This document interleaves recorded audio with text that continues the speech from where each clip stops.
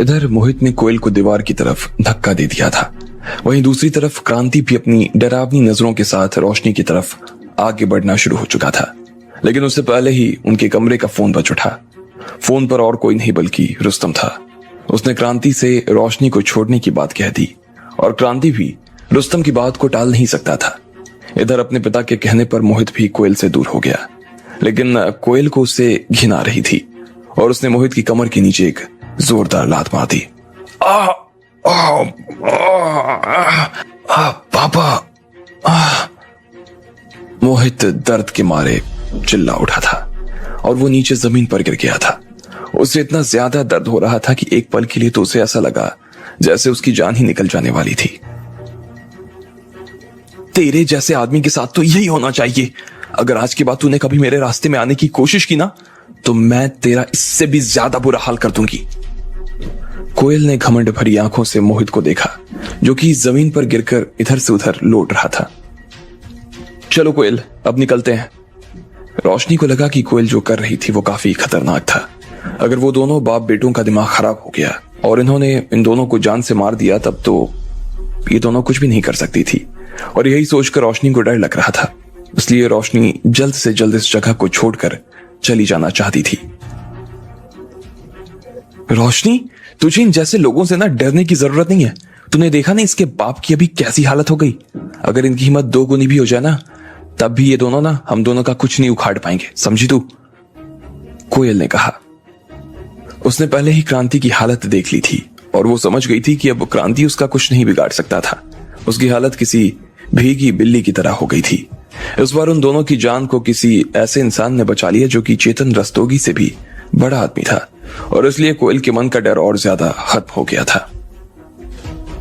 अरे अभी तो ये बूढ़ा घोड़ा भी बाकी रह गया है। कोयल ने क्रांति की तरफ देखा और फिर उसकी तरफ आगे बढ़ने लगी। फिर उसने उसके साथ भी वही किया जो उसने मोहित के साथ किया था, और क्रांति भी नीचे जमीन पर गिर गया। उसने कोयल के पैर पकड़ लिए थे। साले छोड़ मुझे! कोयल ने गुस्से में क्रांति से अपने पैरों को छुड़वाने की कोशिश करते हुए कहा। तुझे छोड़ दूं? ठीक है, छोड़ देता हूं। क्रांति ने उसके सामने जोर से हंसते हुए कहा। रुस्तम ने भी फोन पर उससे यही कहा था कि उसे सिर्फ रोशनी की सेफ्टी की चिंता थी, और जहां तक बात किसी दूसरे इंसान की थी तो उसे उसकी कोई परवाह नहीं थी। अगर दूसरे शब्दों में कहा जाए तो वो लोग कोयल के साथ जो चाहे वो कर सकते थे, और रुस्तम उन्हें उसके लिए कुछ भी नहीं कहने वाला था। छोड़ दे मुझे। अगर तूने कुछ भी किया ना, तो जिस इंसान ने तुझे फोन किया था ना, वो जिंदा नहीं छोड़ेगा तुझे, मालूम है ना? अभी उसका ही फोन था। तेरी हालत कैसी हो गई थी अभी? कोयल ने अपने पैर उसके हाथ से छुड़वाने की भरसक कोशिश करते हुए कहा, लेकिन क्रांति उसे छोड़ने के लिए राजी ही नहीं था। अच्छा, मुझे तो रुस्तम भाई ने सिर्फ इतना कहा कि रोशनी को छोड़ दो। रुस्तम भाई को तेरी जिंदगी या तेरी मौत की ना कोई चिंता नहीं है, क्रांति ने मुस्कुराकर कहा। जैसे ही कोयल ने क्रांति के शब्द सुने तो उसका चेहरा मारे डर के पीला पड़ गया। पापा, सच में? इधर ये सुनते ही जैसे मोहित की जान में जान आ गई थी और वो तुरंत अपनी जगह पर खड़ा हो गया। उसकी जिंदगी में एक नई शक्ति का संचार होना शुरू हो गया था और वो हैरान सा अपने पिता को देख रहा था। उनकी शक्ल देखकर ही वो समझ गया था कि उसके पापा झूठ नहीं बोल रहे थे। इसलिए वो तुरंत कोयल के पास आया और एक हाथ उसकी कमर में डालकर जोर जोर से हंसने लगा। फिर उसने कहा, साली चुड़ैल, अभी तो बड़ी शानी बन रही थी, अब तेरे तेवर कहां गए? दिखाना, थोड़ा तो दिखाना नखरे। मोहित ने कहा। उसकी आंखों में कोयल को अपनी मौत साफ नजर आ रही थी। दोनों बाप बेटे कोयल को किसी भूखे भेड़िए की तरह देख रहे थे और उसकी हालत खराब होनी शुरू हो चुकी थी। फिर उसने रोशनी को देखा और बोली, रोशनी, रोशनी, मुझे बचा ले यार, प्लीज मुझे बचा ले यार, प्लीज उसे भी छोड़ दीजिए, जाने दीजिए ना उसे, देखिए चोट लग जाएगी, छोड़ दीजिए ना उसे। रोशनी ने क्रांति और मोहित के सामने हाथ जोड़ते हुए कहा, तुम्हें हमारे बीच में आने की कोई जरूरत नहीं है, समझी ना? चुपचाप यहां से निकल जाओ, वरना तुम्हारे लिए ठीक नहीं होगा। क्रांति ने रोशनी से प्यार से कहा, लेकिन उसकी आंखों को देखकर रोशनी को काफी डर लग रहा था। रोशनी अंदर से सहम गई थी और उसे लग रहा था कि अगर वो 2 पल के लिए भी यहां रुकी तो हो सकता था कि मोहित और क्रांति अपना इरादा बदल लेते और अपने शैतानी हाथों को उसकी तरफ बढ़ा देते। लेकिन वो कोयल को बचाना चाहती थी। पर क्योंकि उसके अंदर इतनी जान नहीं थी कि वो कोयल को बचा सके, इसलिए वो कमरे से बाहर निकल गई और बाहर जाकर उसने पुलिस को ढूंढना शुरू कर दिया। अब सिर्फ पुलिस ही थी जो कोयल को बचा सकती थी। रोशनी होटल से तेजी से बाहर निकल आई। जैसे ही वो बाहर आई, इतनी देर में उसकी आंखों के सामने एक गाड़ी आकर खड़ी हो चुकी थी। ये वही गाड़ी थी जो लकी को लेने के लिए आई थी और अब वो रोशनी का इंतजार कर रही थी। रोशनी उस गाड़ी को इतने पास आता हुआ देखकर घबरा गई। फिर उसमें जब बैठे ड्राइवर ने बताया कि रुस्तम ने उसे लेने के लिए गाड़ी भेजी थी, तो वो थोड़ा शांत हो गई। लेकिन भाई, मैं यहां पर अकेले नहीं हूं। मेरे साथ मेरी दोस्त थी जो कि अभी भी अंदर फंसी हुई है। प्लीज उसे बचा लो, इससे पहले कि वो लोग उसके साथ कुछ कर दें। प्लीज उसकी जान बचा लो, प्लीज मेरी बात मानो, बचा लो उसे। रोशनी ने उस लंबे से आदमी के सामने हाथ जोड़ते हुए कहा, लेकिन मैडम, हमें ऊपर से यही ऑर्डर है कि हमें सिर्फ और सिर्फ आपको ही छुड़वा कर लाना है। सामने वाले लड़के ने कहा। उसकी आवाज सुनकर ऐसा लगा जैसे वो खुद भी इस मामले में ज्यादा कुछ नहीं कर सकता था। मैं तुम्हारे सामने हाथ जोड़ती हूँ, तुम बोलोगे तो मैं तुम्हारे पैरों में भी गिरने के लिए तैयार हूं। प्लीज मेरी बात समझो और उसे बचा लो। रोशनी उस आदमी के पैरों में गिर चुकी थी और उसकी आंखों में से आंसू गिरना शुरू हो गया था। उसकी दोस्त चाहे कैसी भी थी, लेकिन आखिर में थी तो उसकी दोस्त।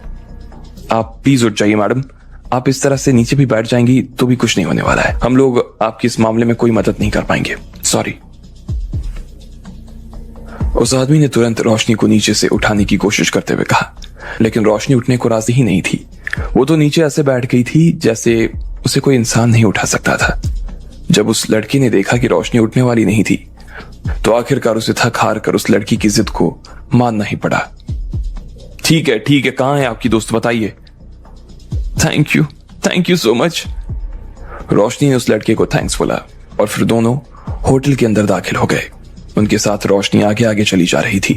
इधर कोयल को क्रांति और मोहित ने पलंग पर धकेल दिया था। क्रांति ने उसके हाथों को पकड़ा हुआ था और मोहित ने कोयल के शर्ट की कॉलर को अपने हाथों में ले रखा था। वो उसकी तरफ देखकर बहुत ही घिनौनी हंसी हंस रहा था। फिर उसने उसके शर्ट को फाड़ दिया, जिस वजह से कोयल का कंधा साफ नजर आने लगा था। ठीक इसी वक्त उनके कमरे के अंदर दो लोग दाखिल हुए। उन्होंने दरवाजा तोड़ दिया और आते ही क्रांति और उसके बेटे मोहित को पलंग पर से उठाकर नीचे पटक दिया। फिर वो दोनों को खींचकर होटल से बाहर ले आए। कोयल, क्या तुम ठीक हो ना तुम? जब रोशनी ने देखा कि उसके शर्ट का कंधा फट गया था, तो वो तुरंत कोयल के पास भागकर चली गई। उसने आते ही कोयल को गले से लगा लिया और इस तरह वो कोयल को करीब 10 मिनट तक गले लगाकर खड़ी रही। उसके बाद कहीं जाकर कोयल संभल पाई थी। मैडम, आप दोनों अपना अपना सामान उठा लीजिए, हम लोग आपको आपके घर छोड़ आते हैं। उन दोनों में से एक लड़के ने बड़े सम्मान के साथ रोशनी से कहा। सॉरी, हमारी वजह से आपको बहुत इंतजार करना पड़ा, रोशनी ने कहा। और फिर वो सामान उठाकर कोयल को अपने साथ ले आई और दोनों गाड़ी में बैठ गए। ठीक इसी वक्त उन दोनों ने जब देखा कि उन्हें लेने के लिए एक बड़ी सी महंगी गाड़ी आई थी, तो उनके होश उड़ गए। उनकी आंखें उस गाड़ी पर ऐसी जमी थी कि फिर से हटने का नाम नहीं ले रही थी। अच्छा, क्या आप मुझे बता सकते हैं कि रुस्तम डांगी जी मेरी जान क्यों बचाना चाहते हैं, जबकि मैं तो उन्हें जानती भी नहीं हूं? रोशनी ने पूछा। वो रुस्तम सर को भी आपको बचाने के लिए उनके बड़े सर इससे पहले कि पहला आदमी रोशनी की बात का जवाब दे पाता, उससे पहले ही दूसरे ने उसे सच बताने से रोक दिया था। वो खांसा और फिर उस आदमी की तरफ देखने लगा जो जवाब देने वाला था।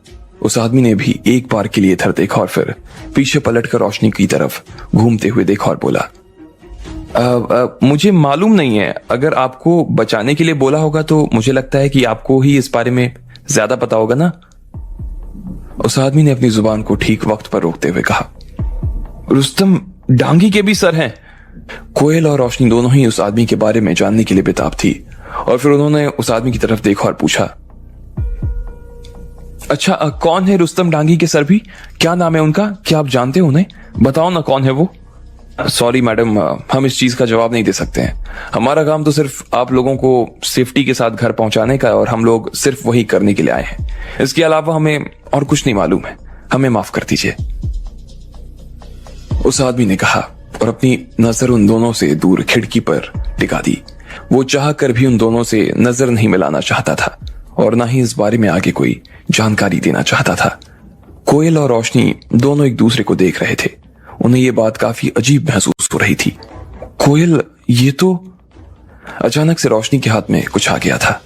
जब उसने सीट पर अपना हाथ फिराकर देखा तो पाया सीट पर एक लाल रंग का धागा पड़ा हुआ था, जिसके दोनों सिरों पर गांठ लगी हुई थी। उसने कोयल की तरफ देखा और कोयल भी उस धागे को देखकर हैरान रह गई। कोयल, ये तो वही लाल धागा है ना जो उस औरत ने तेरे और लकी के हाथ में बांधा था? नहीं नहीं, ये वो कैसे हो सकता है? कोयल को याद आया कि उस बूढ़ी औरत ने उसके और लकी के हाथ में वो धागा इसलिए बांध दिया था क्योंकि उसे लग रहा था कि वो दोनों ही गर्लफ्रेंड बॉयफ्रेंड थे। भले ही वो देखकर पहचान गई थी कि ये वही धागा था, फिर भी वो इस बात को मानने के लिए राजी नहीं थी कि ये वही धागा था। अरे ऐसे कैसे नहीं कर रही है? रोशनी ने कोयल का हाथ पकड़कर उसे खींचते हुए कहा। उसने उस धागे का एक सिरा कोयल के हाथ में बांधा और बोली, देख, इसका नाप और तेरी उंगली का नाप बिल्कुल एक जैसा है, और ये दूसरा वाला जो हिस्सा है इसका नाप थोड़ा सा बड़ा है क्योंकि इसे लकी ने अपनी उंगली में पहना था। कोयल अपनी उंगली में बंधे उस धागे को देख रही थी, लेकिन वो मानने के लिए राजी नहीं थी कि उसी का ये धागा था। भाई, क्या तुम हमें ये बता सकते हो कि ये धागा तुम्हारी गाड़ी में कैसे आया? फिर रोशनी ने उस आदमी की तरफ देखते हुए पूछा। उसने अपने हाथ में वो रस्सी पकड़ी हुई थी। मुझे मालूम नहीं है मैडम, उस आदमी ने रोशनी के हाथ से धागा लेते हुए कहा। उसने कोयल और रोशनी की बातें सुन ली थी और उनकी बातों से उसे इस बात का अंदाजा लग गया था कि वो धागा और किसी का नहीं बल्कि लकी का था। फिर भी वो आदमी उन्हें लकी के बारे में कुछ क्यों नहीं बता रहा था? क्या लकी के बारे में बताने से खुद लकी ने ही मना किया था? अब आगे क्या होने वाला था? क्या लगता है आपको, क्या होंगे इन सभी सवालों के जवाब? कमेंट बॉक्स में कमेंट करके हमें जरूर बताएं। और सभी सवालों के जवाब को जानने के लिए सुनते रहिए इंस्टा मिलियनेयर सिर्फ पॉकेट एफएम पर।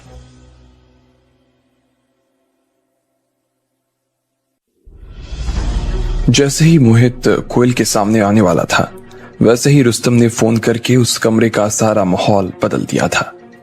कोयल को जैसे पता चला कि वो बच गई थी, तो उसने ना सिर्फ मोहित को बल्कि क्रांति को भी लात मार दी थी। लेकिन उसे मालूम नहीं था कि लकी ने उसे बचाने के लिए किसी को नहीं भेजा था। आखिरकार रोशनी ने बड़ी मुश्किल से कोयल को वहां से छुड़वाया और फिर उसे अपने साथ गाड़ी में लेकर बैठ गई। लेकिन गाड़ी में चढ़ते ही उसने देखा कि उसमें वही लाल धागा बंधा हुआ था जिससे उस बूढ़ी ने लकी और कोयल की उंगली पर बांधा था। अरे मैं कह रही हूं ना, ये वही धागा है, समझ क्यों नहीं रही है तू? रोशनी ने कहा। मुझे नहीं मालूम कि ये कौन सा धागा है, और अगर है भी तो लकी इस गाड़ी में आकर क्या कर रहा है? कोयल ने उसकी बात को नजरअंदाज करते हुए कहा। इधर उस लड़के को भी समझ आ गया था कि लकी गलती से गाड़ी में वो धागा भूल चुका था। अब क्योंकि वो धागा लकी का ही था, इसलिए उसे बड़े ध्यान से वो रखना चाह रहा था। उस आदमी ने रोशनी से धागा इतनी जल्दी से लिया कि उस चक्कर में उसके हाथ में कट भी लग गया था। रोशनी ने जब उसे इस तरह से छीना झपटी करते हुए देखा तो उसका शक और ज्यादा गहरा गया था। अगर ये लकी की रस्सी नहीं है तो भी ये आदमी इतना नर्वस क्यों हो रहा है? कहीं लकी नहीं तो?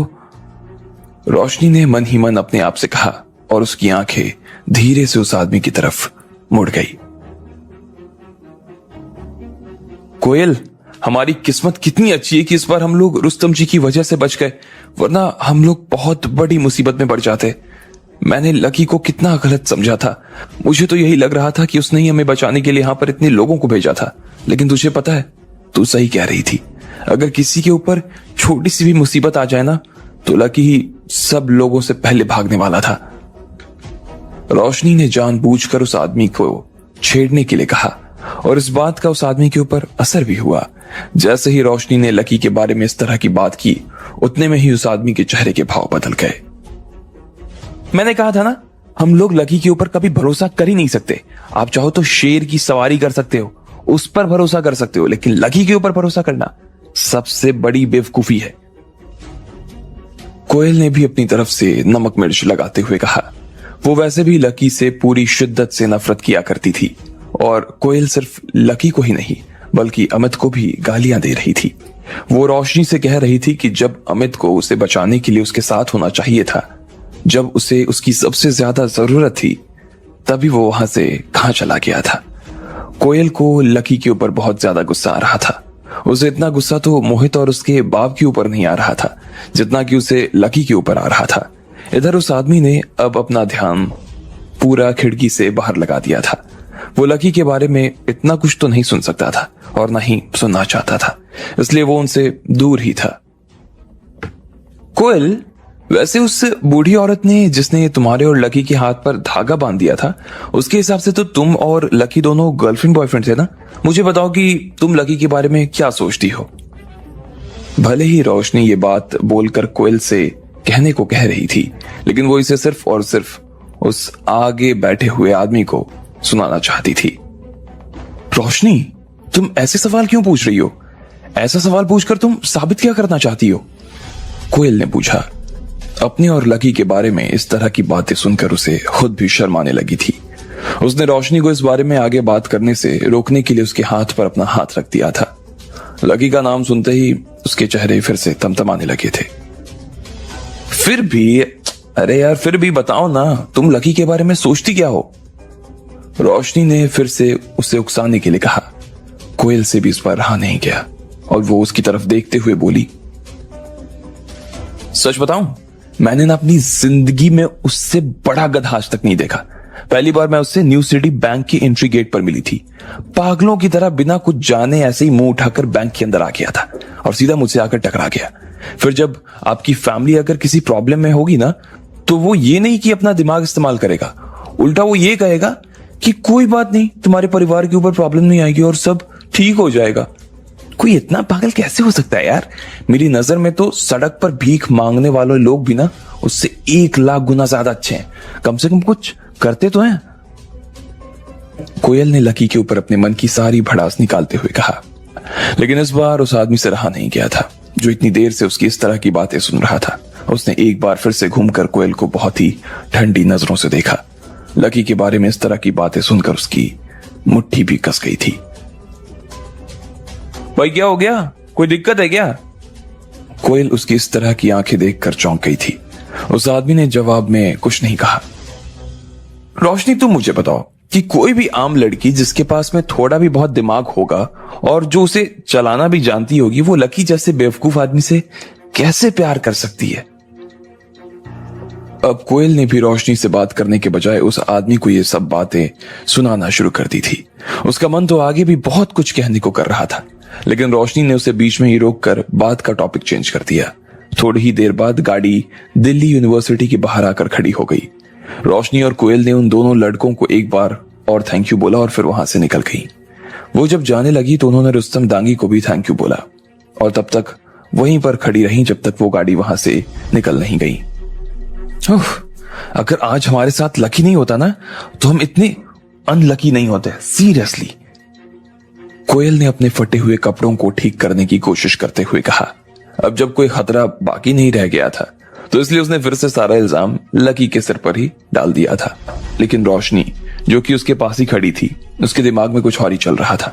जब उसने कोयल के मुंह से फिर से लकी की शिकायत सुनी तो वो अपना मुंह बनाने से खुद को नहीं रोक पाई और बोली, कोयल, तुझे ना तो कुछ समझ आता है? अभी गाड़ी के अंदर जो कुछ हुआ तूने उसे नोटिस नहीं किया क्या? रोशनी ने कोयल की तरफ देखते हुए पूछा। हाँ, क्या हुआ गाड़ी में? अच्छा, तू उस गाड़ी के बारे में बात कर रही है? हाँ यार, वो गाड़ी है तो बहुत बड़ी, कंफर्टेबल है।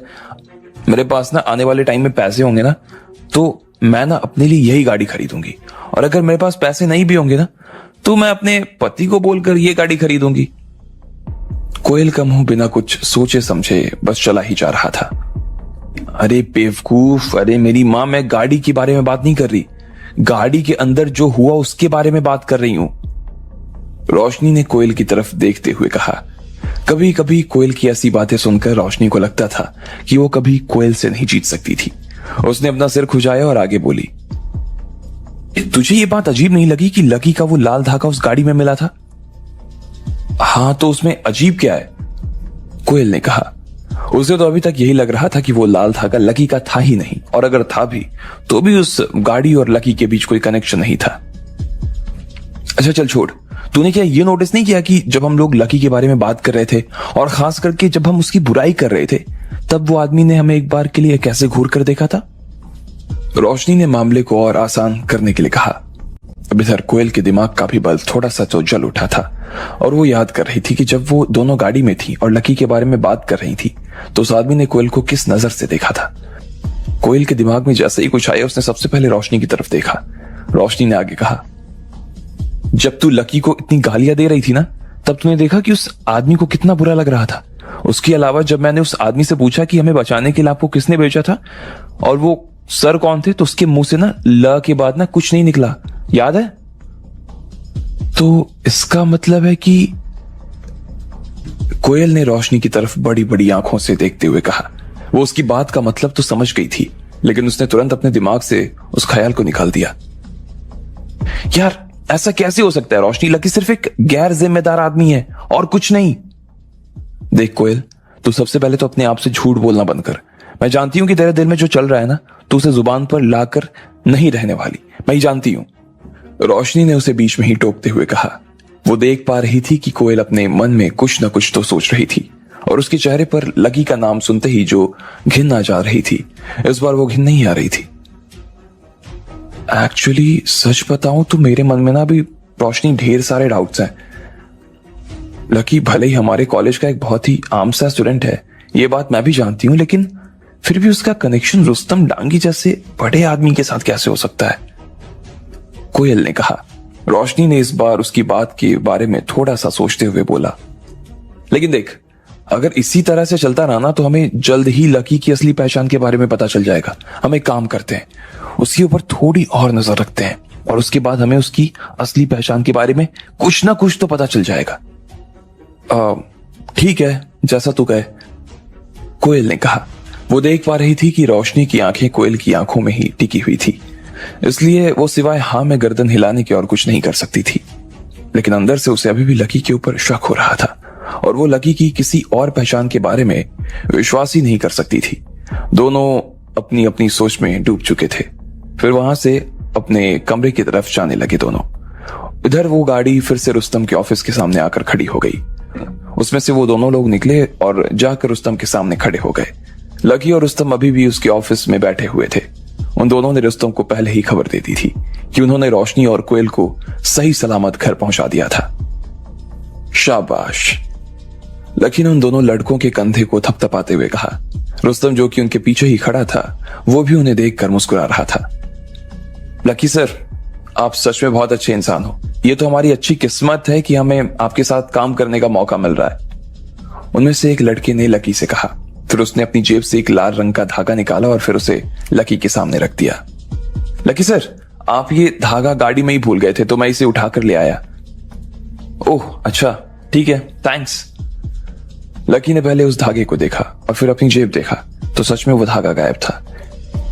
उसे फिर अचानक उसके चेहरे पर मुस्कान आ गई, जैसे वो समझ गया हो कि गाड़ी में क्या हुआ था। अच्छा ठीक है, थैंक्स। रुस्तम जी, आप उन चीजों का ध्यान रखना जो मैंने आपको बताई थी, याद है ना? अब काफी देर हो चुकी है इसलिए मैं निकल रहा हूं। चलिए, मिलता हूं बाद में। लकी ने रुस्तम की तरफ देखते हुए कहा। रुस्तम ने भी हाँ में गर्दन हिला दी थी। वो समझ गया था कि लकी किस बारे में बात कर रहा था। वो राधिका को ढूंढने के बारे में बात कर रहा था। लकी सर, आप चिंता मत कीजिए, मैंने पहले ही उस काम के लिए अपने बेस्ट से बेस्ट लोगों को लगा रखा है। बाकी अब आप आराम से घर जाइए, मैं आपको घर छुड़वा देता हूं। रुस्तम ने अपनी जगह से खड़े होते हुए कहा। अरे नहीं नहीं, उसकी कोई जरूरत नहीं है, मैं चला जाऊंगा, लकी ने कहा और वहां से निकल गया। अब आगे क्या होने वाला था? क्या कोयल और रोशनी के सामने लकी का राज आ जाता? और कब मिलने वाली थी लकी से राधिका?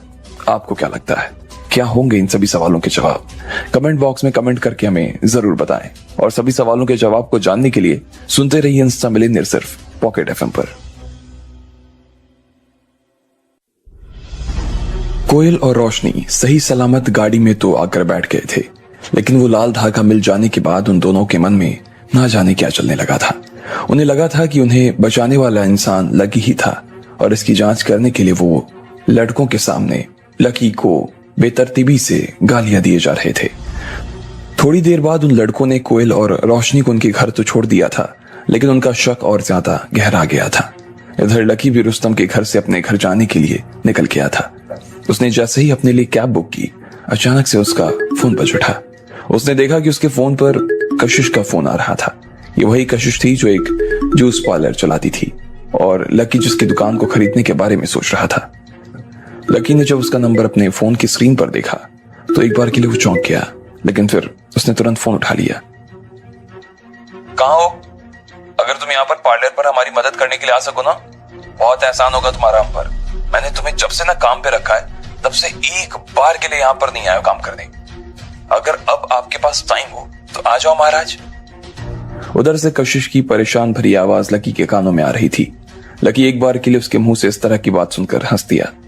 फिर उसने अपनी हंसी को बड़ी मुश्किल से रोका और कहा, कशिश जी मुझे माफ कर देना। वो क्या है ना कि मैं जरा पढ़ाई में लगा हुआ था, लेकिन फिर भी आप चिंता मत कीजिए, मैं थोड़ा सा फ्री हूं, मैं आता हूं। लकी ने कहा।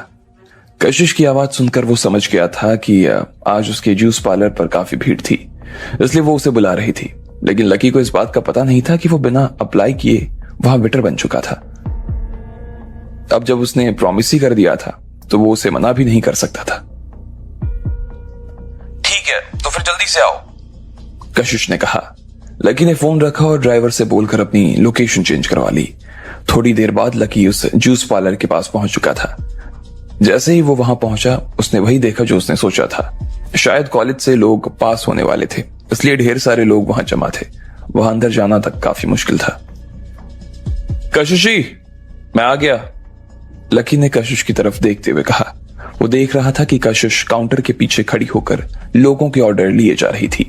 लकी को बहुत जोर से बोलना पड़ रहा था क्योंकि वहां पर इतनी भीड़ हो रही थी कि ऐसे में उसकी आवाज कशिश को सुनाई नहीं दे सकती थी। तो क्या यहां खड़े रहने के लिए आए हो? अंदर जाकर कपड़े चेंज करो और कस्टमर्स को ग्रीट करना शुरू करो। कशिश ने भी उसी तरह से चिल्लाकर लकी को इंस्ट्रक्शंस देते हुए कहा और फिर अपने कस्टमर्स को संभालने में जुट गई। लकी ने भी अंदर जाकर कपड़े बदले और काम करना शुरू कर दिया। उसका काम लोगों को जूस और स्नैक्स सर्व करने का था और साथ ही उससे जल्द से जल्द टेबल खाली करवाने के लिए भी कहा गया था। आज पूरी रात लकी लोगों के बीच इधर से उधर खूब दौड़ता रहा और काम करता रहा। अब क्योंकि उसके ज्यादातर कस्टमर्स स्टूडेंट्स थे, इसलिए सब लोग जल्दी निकल गए थे। रात के 12 बजे जब आखिरी कस्टमर गया तब जाकर होटल पूरी तरह से खाली हुआ था। सब लोग जल्दी से सफाई करना शुरू कर दो। जाने की इतनी जल्दी दिखाने की ना कोई जरूरत नहीं है। मोना मैडम आ रही हैं और वो तुम सब लोगों से मिलना चाहती हैं।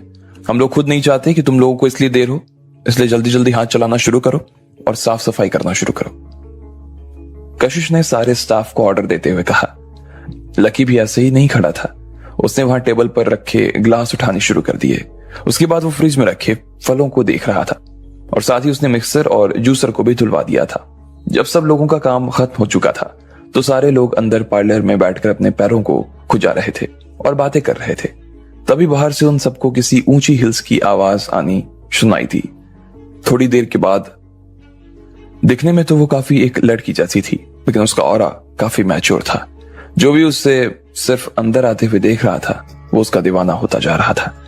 लेकिन लोगों ने उसको देखते हुए डर के मारे अपनी नजर नीचे कर ली थी। वो कोई और नहीं बल्कि इस पार्लर की मालकिन मोना थी। जब बाकी लोगों ने देखा कि मोना पार्लर में अंदर आ चुकी थी तो वो सब उसकी रिस्पेक्ट करने के लिए अपनी कुर्सी पर खड़े हो गए। मोना ने अपने हाथों से इशारा करते हुए कहा, ठीक है सब लोग बैठ जाओ, हम लोग एक परिवार हैं और इसलिए मेरे आने या जाने पर आप लोगों को खड़े होने की कोई जरूरत नहीं है। कशिश, सबको एक ग्लास वर्जिन मोइटो देना। जी मैम। कशिश ने लकी की तरफ हाथ हिलाया और दूसरे वेटर से बोली, तुम दोनों जाकर मैडम के लिए एक वर्जिन मोइटो बना लो। लकी और वो वेटर एक दूसरे के साथ रसोई में दाखिल हो गए।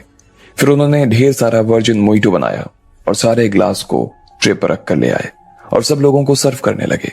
लेकिन जैसे ही लकी ने उन्हें सर्व करना शुरू किया तो उसके हाथ से ग्लास नीचे गिर गया। लकी की इस हरकत की वजह से सब लोग उसे घूर कर देखने लगे। कोई बात नहीं, इसे साफ करो और दूसरा ग्लास लेकर आओ। मोना ने लकी की तरफ देखा और बोली, उसके हिसाब से ये कोई बड़ी बात नहीं थी। जी मैम, लकी ने कहा और फिर फर्श साफ करने लगा। फिर वो अंदर जाकर थोड़े और ग्लास भर कर ले आया और इस बार उसने कोई गलती नहीं की। लकी खुद भी अपने ग्लास लेकर एक सीट पर आकर बैठ गया था। फिर जैसे ही उसने मोना को देखा जो कि उसके सामने बैठी हुई थी तो उसने एक राहत की सांस ली। उसे अपने सामने बैठा देखकर ना सिर्फ उसे खुशी हो रही थी बल्कि वो अपने आप को खुशनसीब भी मान रहा था कि उसकी मुलाकात इतनी सुंदर लड़की से हो गई थी। लकी ने पूरा फर्श गंदा कर दिया था लेकिन फिर भी मोना उसे जरा भी डांट नहीं रही थी। इधर मोना, कशिश और बाकी कुछ अजनबी लोग उसके सामने एक साथ बैठे हुए थे। वो सब लोग ऐसे बैठे हुए थे जैसे कोई पुराने दोस्त एक साथ बैठे हों। फिर सब लोगों ने बात शुरू किया और कुछ एक चुटकुलों के बाद महफिल एकदम मस्त हो गई। वहां किसी को किसी से डर नहीं लग रहा था। ठीक है, अब मैं तुम लोगों का ज्यादा टाइम वेस्ट नहीं करूंगी, बहुत बातचीत हो गई है। कल सुबह फिर से काम पर लगना है, इसलिए आप सब लोग सोने के लिए जा सकते हैं, मोना ने गंभीर भाव से कहा। फिर उसने सब लोगों के चेहरे देखे और बोली, और मैंने दिल्ली में अपने नए बॉस से एग्रीमेंट भी साइन करवा लिया है। थोड़े ही दिन में इस पार्लर की ओनरशिप उनके हाथ में चली जाएगी। मोना ने एक फीकी सी मुस्कान के साथ उन सब लोगों से कहा जो वहां पर बैठे हुए थे। लेकिन जैसे ही यह खबर उन लोगों के बीच में गई, सब लोगों ने आपस में बातें करना शुरू कर दिया। नहीं मोना दी, हम लोग उन्हें पार्लर की ओनरशिप नहीं लेने देंगे। हाँ मोना दी, आप इस तरह हमारा पार्लर नहीं बेच सकती, और कोई दूसरा आदमी इसके अंदर ना घुस भी नहीं सकता। हाँ, अगर कोई इसके अंदर आया ना, मार मार कर भगा देंगे उसको। उन सब लड़कों को इस तरह से जोश में आता देख मोना और ज्यादा उदास हो गई। इतने वक्त से वो इस पार्लर को बड़े प्यार से चला रही थी। सब लोग मोना और कशिश को बहुत पसंद करते थे, इसलिए जब उन्होंने सुना कि उनका ये पार्लर बिकने वाला था तो उन्हें ऐसा लगा जैसे उनका अपना घर बिकने वाला हो। लकी भी ये बात सुनकर हैरान रह गया था। वो तो पहले इस पार्लर को खरीदने के बारे में सोच रहा था, लेकिन उस दौरान उसकी जिंदगी में इतनी सारी चीजें हो गई थी कि उसका इस चीज पर से ध्यान ही नहीं रहा। लेकिन उसे पता नहीं था कि मोना इतनी जल्दी ये पार्लर किसी और को बेच देगी। देखो, पहले तो तुम लोग जरा चिल्लाना बंद करो। तुम्हें क्या लगता है, तुम्हारी मोना दी को ये पार्लर बेचकर बड़ी खुशी हो रही होगी? इस पार्लर के जाने का ना जितना दुख तुम्हें हो रहा है ना, उससे ज्यादा दुख मुझे हो रहा है, मोना ने कहा। हाँ, तुम्हें क्या लगता है दीदी ने ये पार्लर खुशी खुशी बेचा होगा? अरे बहुत तकलीफ हुई है इसे बेचने में, कशिश ने भी उसके सुर में सुर मिलाते हुए कहा। वो जानती थी कि इसको बेचना मोना के लिए कितना मुश्किल था, लेकिन उसके पास इसे बेचने के अलावा और कोई रास्ता भी तो नहीं था। मैं जानती हूं कि पार्लर के बिकने की खबर सुनने के बाद आप लोगों को बहुत बुरा लग रहा है। मैं जानती हूं कि आप सब लोग हमेशा इस पार्लर का हिस्सा बनकर रहना चाहते हैं। मुझे मालूम है कि मैंने आप सबका एक एक करके इंटरव्यू लिया था, और मुझे यह भी मालूम है कि जब हमने इस पार्लर को शुरू किया था तब मैंने आप सबसे ये कहा था कि मैं आप लोगों को इतना पैसा देना शुरू कर दूंगी कि आप लोगों को दोबारा कहीं जाने की जरूरत नहीं पड़ेगी। मोना ने पुराने दिनों को याद करते हुए कहा, और इससे पहले कि वो अपनी बात पूरी कर पाती उसकी आंखों से आंसू बहने लगे। उसकी आवाज भी लड़खड़ाने लगी थी। फिर भी उसने हिम्मत करके बोला, लेकिन मुझे माफ कर देना, मैं अपना प्रॉमिस नहीं पूरा कर पाई। इसमें गलती आप लोगों की नहीं है, मेरी गलती है। इसलिए मैं आज आप सब लोगों से माफी मांगने के लिए आई हूं। प्लीज, हो सके ना तो मुझे माफ कर दीजिएगा। मोना ने उन लोगों के सामने झुकते हुए कहा, नहीं दीदी, इसमें आपकी कोई गलती नहीं है। हाँ दीदी, आप प्लीज इस तरह रोइए मत ना। हाँ, हम सब आपको बहुत पसंद करते हैं दीदी।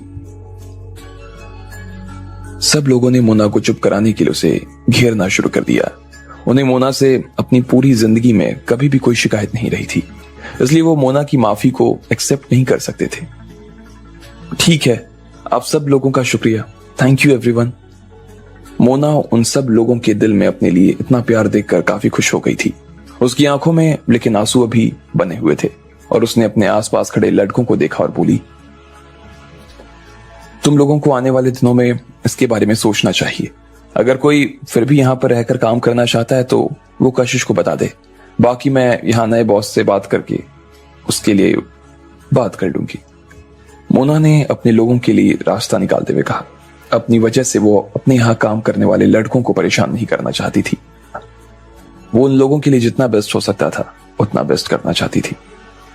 मैंने सुना है कि ये पार्लर इतना बुरा नहीं था, लेकिन ये तो काफी शानदार है यार। तभी कुछ लड़के उस पार्लर के अंदर दाखिल हुए। उनमें से एक लड़का जो बीच में खड़ा था, उसने हंसते हुए ये बात कही। भले ही उसने बेसबॉल की कैप लगाई हुई थी, फिर भी उसके माथे पर जो निशान बना था वो साफ दिख रहा था। उसके आसपास 4 और लड़के खड़े थे और सब लोग मुस्कुरा रहे थे, लेकिन वो सभी दिखने में काफी खतरनाक नजर आ रहे थे। मोना भी उन्हें देखकर थोड़ा सा घबरा गई और उसकी आंखों में उनके लिए नफरत देखते ही उतर आई। लकी भी उन्हें देखकर हैरान हो गया था। लकी ने जब उन्हें ध्यान से देखा तो उसे पता चला कि ये वही लड़के थे जिन्होंने उस दिन उसका रास्ता रोक दिया था, जिस दिन वो राधिका को अपनी मां से आखिरी बार मिलवाने के लिए हॉस्पिटल लेकर जा रहा था। उस दिन लकी ने गलती से हिमांशी की मदद कर दी थी, जिस वजह से वो आज तक उसके पीछे पड़ी हुई थी। फिर जब लकी ने उस टोपी वाले आदमी को थोड़ा ध्यान से देखा तो उसे एहसास हुआ कि वो अमान था, जो कि उस दिन हिमांशी के साथ जबरदस्ती करने की कोशिश कर रहा था। पिछली बार जब मैं हिमांशी के भाई शिवम की बर्थडे पार्टी में गया था तो उसने कहा था कि अमान उस लड़के से बदला जरूर लेगा जिसने उसे उड़ाया था। यह सोचते ही लकी सन पड़ गया था। अब आगे क्या होने वाला था? क्या अमान लकी को पहचान लेता या फिर लकी वहां से चुपचाप निकल जाता? आपको क्या लगता है, क्या होंगे इन सभी सवालों के जवाब? कमेंट बॉक्स में कमेंट करके हमें जरूर बताएं। और सभी सवालों के जवाब को जानने के लिए सुनते रहिए इंस्टा मिलियनेयर सिर्फ पॉकेट एफएम पर। जैसे ही लकी रुस्तम के ऑफिस से निकला उतने में उसके फोन पर कशिश का फोन आ गया था। बहुत वक्त पहले जब लकी एक जूस पार्लर खरीदना चाहता था तो वहां उसकी मुलाकात कशिश नाम की मैनेजर से हुई थी। वो लकी को आज वहां पर काम करने के लिए बुला रही थी। लकी भी चला गया और सारा काम खत्म करने के बाद वहां की ओनर मोना ने सब लोगों से ये कह दिया कि वो ये पार्लर किसी को बेचने जा रही है। सब लोग इस झटके से उबर ही पाते कि इतने में अमान अपने कुछ लड़कों के साथ वहां पर पहुंच गया था। लकी अमान को पहचान गया था, लेकिन अमान अभी तक लकी को नहीं पहचान पाया था। जब लकी को लगा कि उसके यहाँ होने की वजह से उसे नुकसान हो सकता है तो लकी ने अपने आप को भीड़ में छुपा लिया। उसकी आंखें अभी भी अमान के ऊपर ही टिकी हुई थी और वो उसकी हर हरकत के ऊपर नजर रखे हुआ था। आई एम सॉरी, लेकिन आज के लिए हमने क्लोज कर दिया है, आप लोग कल आ सकते हैं। वहां खड़े एक आदमी ने अमान के पास जाकर मुस्कुराते हुए कहा, अरे ये क्या बात हुई?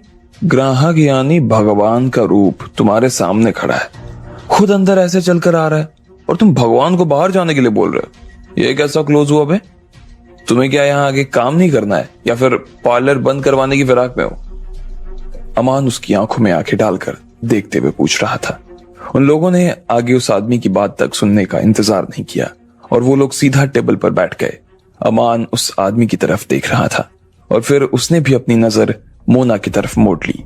जब अमान और बाकी के लोग टेबल पर बैठ गए तब सब लोगों ने देखा कि उनके पीछे एक आदमी खड़ा था। वो आदमी काफी पतला था और इन सब लोगों के आगे खड़े होने की वजह से वो पीछे छुप गया था। जब सब लोग सामने से हटे तो इधर पार्लर वाले ने देखा कि उस आदमी ने अपने चेहरे पर सफेद रंग का एक मास्क लगाया हुआ था। तुम ऐसे कैसे बात कर सकते हो? उस आदमी ने अमान की तरफ देखते हुए कहा। उस पार्लर में वो सब लोगों का सीनियर था और इसलिए जब अमान ने उससे इस तरह की बात की तो उसे गुस्सा आ गया।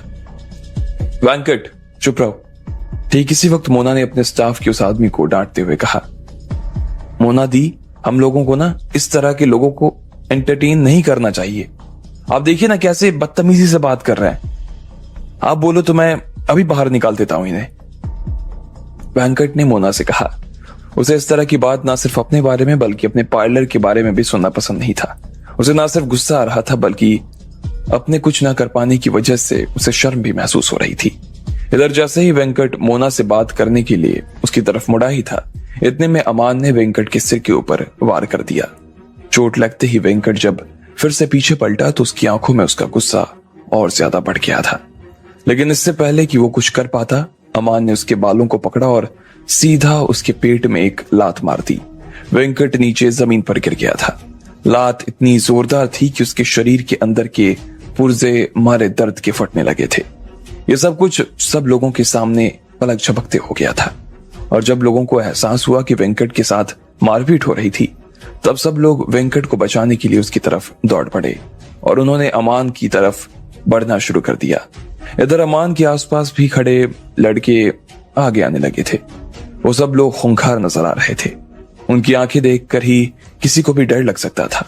उन सब ने अपने चेहरे थोड़े ऊपर की तरफ उठा रखे थे और उनकी तरफ बढ़ते हुए वेटर्स को देखकर बोल रहे थे, नीचे बैठ जाओ सबके सब।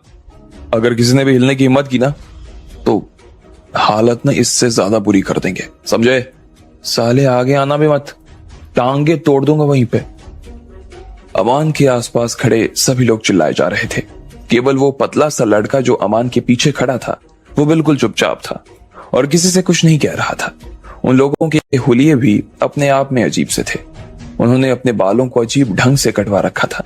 गले में मोटी चैन पहनी हुई थी और उनके हाथों में मोटी मोटी अंगूठियां थी।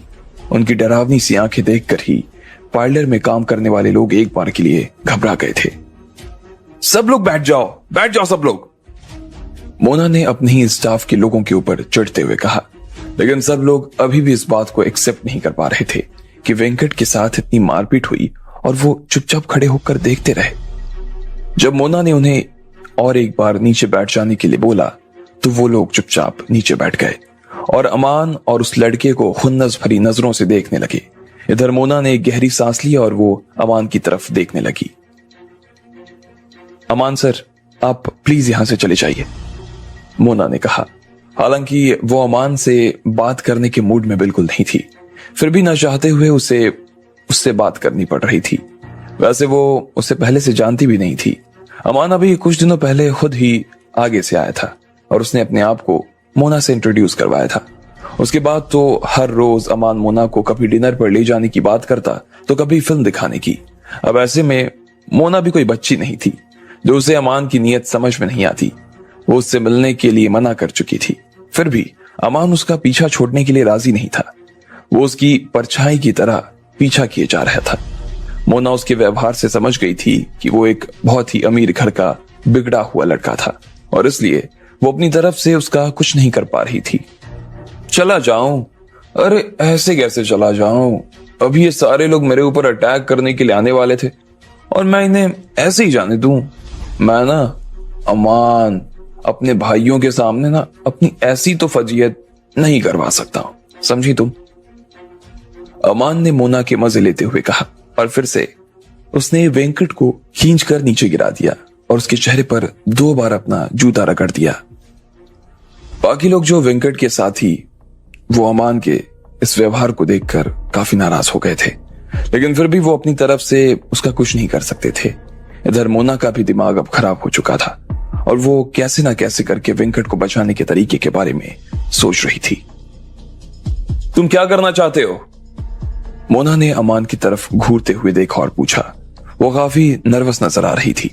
उसे अमान की आंखें देखकर ऐसा लग रहा था जैसे वो कुछ ऐसा करना चाह रहा था जो मोना को बिल्कुल पसंद नहीं आने वाला था। उसके इरादे तो बिल्कुल ठीक नजर नहीं आ रहे थे। तो देखो, बात बहुत ही सिंपल है। हम लोगों को जो पीना है वो तो पहले ही पी चुके थे और अब हम यहाँ पर ना जूस पीने के लिए आए थे और अब हम बिना जूस पिए यहाँ से जाएंगे नहीं। अगर तुम अच्छा जूस पिलाओगी तो मैं यहां से चला जाऊंगा। और जहां तक बात इस आदमी की है तो ये तो मेरी नजरों में 2 कौड़ी का आदमी भी नहीं है यार। अमान ने अपनी जेब से एक नेल कटर निकाला और फिर उससे एक धागे को काटते हुए कहा, इन लोगों को जूस पिलाओ जल्दी। मोना ने अपने लोगों से कहा। उन लोगों ने एक बार के लिए अमान को घूरते हुए देखा और फिर वो उसके लिए जूस बनाने के लिए जाने ही वाले थे कि इतने में पीछे से किसी की आवाज आई। 1 सेकंड मोना मैडम, भले ही हम लोग यहाँ पर जूस पीने के लिए आए हैं, लेकिन इसका यह मतलब तो नहीं हुआ कि उसे सर्व करने के लिए आपको लड़कों को काम पर लगा दो। जूस है तो क्या हुआ, उसमें भी सुरूर होता है, बशर्ते उसे कोई लड़की अगर अपने हाथों से पिलाए। तो मुझे तो लगता है कि यहाँ पर हमें जूस पिलाने के लिए ना 2 सुंदर लड़कियां बैठी हुई हैं। अमान ने अपने नाखूनों की तरफ देखते हुए कहा। उसके मुंह से इस तरह की बात सुनकर ना सिर्फ मोना बल्कि बाकी सब लोग बहुत परेशान हो गए थे। लेकिन अगर अब वो इस शैतान को यहां से बाहर भगाना चाहते थे तो उनके पास उसके कहे को मानने के अलावा और कोई चारा नहीं था। कशिश, विमला, सुहानी, आप सब लोग मेरे साथ आओ। आज हमें अपने मेहमानों के लिए जूस बनाना होगा, मोना ने वहां खड़ी अपनी स्टाफ की लड़कियों से कहा। और फिर वो लोग जूस बनाने के लिए अंदर रसोई में दाखिल हो गईं। थोड़ी ही देर बाद उन चारों के हाथ में जूस के ग्लास थे और वो लोग अमान और उसके दोस्त की तरफ आगे बढ़ते जा रहे थे। जैसे ही अमान ने मोना और दूसरी सुंदर लड़कियों को अपनी तरफ आते देखा तो उसकी आंखों में शैतान उतर आया और वो उन्हें देखकर मुस्कुरा रहा था। साले, हीरो बनना है, अमान ने वेंकट के सिर पर लात दिखाते हुए कहा। देखो अमान, तुम्हें ये सब नहीं करना चाहिए, प्लीज स्टॉप इट, मोना ने अमान की तरफ जूस का ग्लास बढ़ाते हुए कहा। जैसे ही अमान ने मोना को इतने पास से देखा तो उसकी आंखों में लालच उतर आया। मोना को खुद इस तरह से देखे जाना बिल्कुल पसंद नहीं आ रहा था। वो नर्वस तो हो रही थी और साथ में उसे घिन भी आ रही थी। वो उसे जल्द से जल्द जूस का ग्लास थमाकर वहां से निकल जाना चाहती थी। ठीक इसी वक्त अमान और उसके साथी लड़कों ने उन लड़कियों के हाथ पकड़कर उन्हें अपने पास खींच लिया, जो कि उन्हें जूस देने के लिए आई थी। जैसे ही उन्होंने ये किया, उसके बाद उन लड़कियों के मुंह से चीख निकल गई, छोड़ो मुझे, ये क्या कर रहे हो, छोड़ो। मोना ने डर के मारे चिल्लाते हुए कहा। जैसे ही वो अमान की बाहों में गिरी, उसे लगा कि उसका बैलेंस बिगड़ गया था। मैं क्या कर रहा हूं?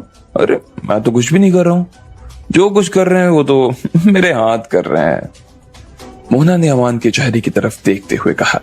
वो पास से भी किसी हीरोइन से कम नहीं लग रही थी।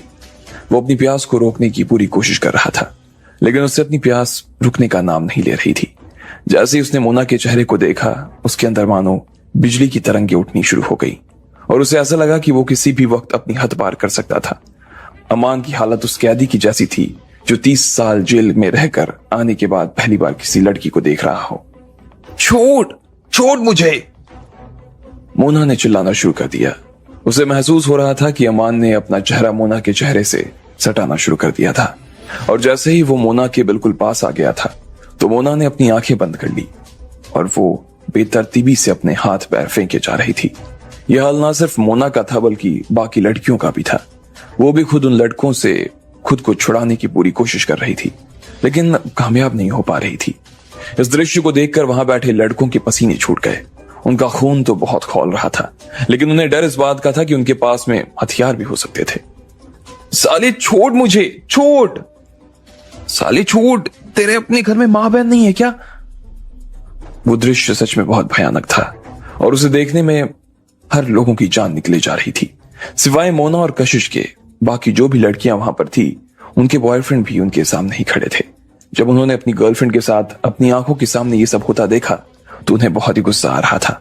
उनका खून उबलना शुरू हो चुका था और जो बाकी के लड़के थे, उनमें से भी ज्यादातर लड़के जवान ही थे और उन्हें भी इस बात पर खूब रोष आ रहा था कि वो सामने वाली पार्टी से हारते हुए दिख रहे थे, जबकि वो इतने कम थे और ये लोग इतने ज्यादा। फिर जब बाकी लड़कों से रहा नहीं गया और पूरा दृश्य उनके बर्दाश्त से बाहर हो गया, तो सब के सब एक साथ अमान और उसके लड़कों पर टूट पड़ने के लिए उनकी दिशा में आगे बढ़ने लगे। अब आगे क्या होने वाला था? क्या जूस पार्लर के लड़के अपने लोगों को बचाने के लिए अमान और उसके साथियों के ऊपर टूट पड़ते, या फिर अमान और उसके दोस्त इन सब लड़कों के ऊपर भारी पड़ जाते? आपको क्या लगता है, क्या होंगे इन सभी सवालों के जवाब? कमेंट बॉक्स में कमेंट करके हमें जरूर बताएं, और सभी सवालों के जवाब को जानने के लिए सुनते रहिए इंस्टा मिलियनेयर सिर्फ पॉकेट एफएम पर। लकी ने देखा कि अमान जूस पार्लर में घुस गया था और वो वेंकट के साथ में बदतमीजी भी किए जा रहा था। वो देख रहा था कि उसने वेंकट के पेट में इतनी जोर से लात मारी थी कि वो नीचे जमीन पर गिर पड़ा था। इस बात पर सब लोगों को गुस्सा आ रहा था, लेकिन मोना के कहने पर सब लोग रुक गए थे। इसके बाद अब अमान ने मोना और बाकी लड़कियों को उन्हें जूस पिलाने के लिए कह दिया था, और उसके बाद अमान और उसके साथियों ने लड़कियों के साथ जबरदस्ती की, तो बाकी लोगों से रहा नहीं गया और वो सब लोग गुस्से में अमान और उसके साथियों की तरफ आगे बढ़ने लगे। उनके गुस्से को देखकर एक बार के लिए अमान और उसके साथी घबरा गए और उन्होंने तुरंत उन लड़कियों को छोड़ दिया। फिर उसके बाद अमान के साथ आए वो चारों लड़के उसे बचाने के लिए उसके सामने आकर खड़े हो गए। अपनी तरफ बढ़ रहे पार्लर के स्टाफ को वो डराने की पूरी कोशिश कर रहे थे, लेकिन इससे पहले कि उन्हें के डराने का उनके ऊपर कोई असर हो पाता, उनके ऊपर टेबल, कुर्सियां और गिलासों की ऐसी बौछार शुरू हो गई थी कि वो उससे निपट नहीं पाए। उन चारों लड़कियों की हालत पालतू कुत्ते के जैसी हो गई थी और हर थोड़ी देर के अंदर उनके चिल्लाने की आवाज से पार्लर गूंज रहा था। और जहां तक उन लड़कों की बात थी, तो इस बार अमान और उनके साथी उन लड़कों को ठीक से छू भी नहीं पा रहे थे। लगभग 1 मिनट के बाद ही वो चारों लड़के नीचे जमीन पर जा गिरे। अमान को बचाने के चक्कर में उनकी खुद की जान पर बनाई थी। किसी की नाक टूट रही थी तो किसी का सिर फूट रहा था। पकड़ो सालों के लीडर को, उसको तो चीर फाड़ कर ना उसके 4 टुकड़े कर देने चाहिए और हमारी मिक्सी में ना पीस देना चाहिए। साले को बहुत जूस पीना था ना, पिलाते हैं आज इसको जूस इसी का। अब वो लड़के अमान की बैंड बजाने के लिए आतुर नजर आ रहे थे। अरे श्याम, बचाओ मुझे। इधर अमान की हालत खराब होनी शुरू हो गई थी। उसने एक हाथ में अपना सिर ढक लिया था और दूसरे से वो उन्हें मारने के लिए किसी हथियार की तलाश कर रहा था, लेकिन उसके हाथ में कुछ भी नहीं आ पा रहा था। वो पीछे की ओर अपने आप ही खिसकना शुरू हो गया। उन लड़कों को भी अब उससे डर लगना बिल्कुल बंद हो गया था और वो उसे पीटने के लिए पूरी तरह से तैयार थे। लेकिन उसे मारने से पहले वो उसे समझना चाह रहे थे कि आखिर वो आदमी ऐसा क्यों कर रहा था। मगर इससे पहले कि वो उससे कुछ समझ पाते, इतने में उसके सिर पर एक तेज तर्रार मुक्का लैंड कर चुका था। अचानक से वहां से लोगों की चीखने की आवाज आई। मुक्का अमान की दिशा में बढ़ा था, लेकिन आवाज उन लड़कों के मुंह से आ रही थी जो अमान को मारने के लिए आगे बढ़ते जा रहे थे। जैसे ही उन लोगों ने अपनी ही साथियों की चिल्लाने की आवाज सुनी तो पीछे पलटकर देखने लगे। उन्होंने देखा कि उनके दो साथी चिल्लाते हुए नीचे जमीन पर गिर गए थे, और इससे पहले कि वो कुछ समझ पाते उनके साथ भी कुछ ऐसा ही हुआ। इतने में आधे से ज्यादा साथी नीचे जमीन पर गिर गए थे। ये सब उस पतले से मास्क वाले आदमी की करामात थी जो अभी तक चुपचाप उन सबके पीछे खड़ा हुआ था। उसे देखकर ऐसा लग रहा था जैसे या तो उनके कुंग-फू या फिर कराटे की क्लास लगी हुई थी, और उसकी हर लात में, हर मुक्के में ये बात साफ नजर आ रही थी। वो अपने दुश्मन की कमजोरी के ऊपर सीधा वार कर रहा था, और वो भी इतनी तेजी के साथ कि ना तो वार देखने वाले को और ना ही वार सहने वालों को वार का अंदाजा लग पा रहा था। वो सच में कोई भूत था जो किसी की भी पकड़ में नहीं आ रहा था। उसने सिर्फ 2 मिनट के अंदर ही लगभग सारे लड़कों को चित कर दिया था, और जो बचे कुचे थे वो सब भी उसके पास जाने से घबरा रहे थे। उनमें से कुछ लोगों को इतनी बुरी तरह से मारा गया था कि वो आगे खड़े होने की हालत में भी नजर नहीं आ रहे थे। उनमें से कुछ को भले ही चोट ज्यादा नहीं लगी थी, लेकिन उस आदमी का डर उनके दिल के अंदर तक चला गया था। बाकी लोग जो बच गए थे वो अपने चोटिल साथियों के पास आ गए और ये देख रहे थे कि उन्हें कितनी और कहां चोट लगी थी, लेकिन उनमें से एक भी आदमी उस मास्क वाले आदमी के पास जाने की सोच नहीं रहा था। सर, विक्रांत अमान के पास आया और उसने अमान से पूछा। उसका नाम विक्रांत था, और वो जिस तरह से अमान को सर कहकर बुला रहा था, उसे सुनकर वहां खड़े सब लोगों के कान खड़े हो गए। तुम्हारा क्या दिमाग खराब है? ये अकल से बिल्कुल पैदल हो। यहां तुम्हारे सांप को ना कोई मार रहा है और तुम बस खड़े खड़े तमाशा देख रहे हो। यहां मैं तुम्हें तमाशा देखने के लिए नहीं लेकर आया हूं, समझे? अमान ने श्रीकांत के गाल पर एक जोरदार चांटा लगाते हुए कहा। सब लोगों को लगा कि वो उससे प्यार से बात करेगा या फिर उसे थैंक यू कहेगा, लेकिन उसने जिस तरह से उसे थप्पड़ लगाया था उसे देखकर सब लोगों की आंखें बड़ी हो गई थी। इधर श्रीकांत ने भी थप्पड़ खाने के बाद अपना सिर नीचे झुका लिया। वो पहले ही अमान की तरह लंबा नहीं था, और फिर उसने थप्पड़ खाने के बाद तो और भी छोटा नजर आ रहा था। अभी 1 सेकंड पहले ही उसने 10 से भी ज्यादा लोगों को पीट दिया था, उन्हें नीचे गिरा दिया था, लेकिन इतना तेज और इतना मजबूत आदमी भी अमान जैसे लड़के के सामने सिर झुका कर खड़ा था। ये देखकर तो सब लोग हैरत में पड़ गए थे। लकी को भी समझ नहीं आ रहा था कि आखिर ये हो क्या रहा था। वो श्रीकांत को भीड़ में पीछे खड़े होकर देखे जा रहा था। उसने उस ब्राउन कलर का सूट पहन रखा था जो कि देखने में तो काफी पुराना लग रहा था। उसके अलावा उसने नीचे जो नीली जीन्स पहनी थी वो भी उसके ऊपर काफी ढीली लग रही थी। उसे देखकर ही ऐसा लग रहा था जैसे वो अमान ने उसे दी थी। उसके पैरों में उसने सफेद रंग के जूते पहने थे। जब लकी ने उन कपड़ों को देखा तो पाया कि उन तीनों का एक दूसरे से कहीं से कोई मेल ही नहीं बैठ रहा था। और फिर उसके बाद श्रीकांत ने सफेद रंग का मास्क लगाया हुआ था। लकी ने देखा कि श्रीकांत के हाथ भी पीले पड़े हुए थे और उसके नाखून लंबे थे। वो किसी बाज के पंजे जैसे नजर आ रहे थे। उसके माथे के बाल देखकर ऐसा लग रहा था कि वो बीमार था। लकी को समझ नहीं आ रहा था कि आखिर वो किस तरह का इंसान था। ना सिर्फ लकी का बल्कि वहां खड़े हर आदमी का यही सवाल था कि वो किस तरह का आदमी था। हाँ, पर फिर भी तुमने इतना बुरा नहीं किया। जरूरत के वक्त तुम काम आ सकते हो, लेकिन याद रखना जब जब मेरे ऊपर खतरा आए तब तक तुम्हें मुझे बचाने के लिए आना है, याद है ना? अमान ने श्रीकांत की तरफ देखकर उसे लगभग आदेश देते हुए कहा। जी सर, मैं समझ गया।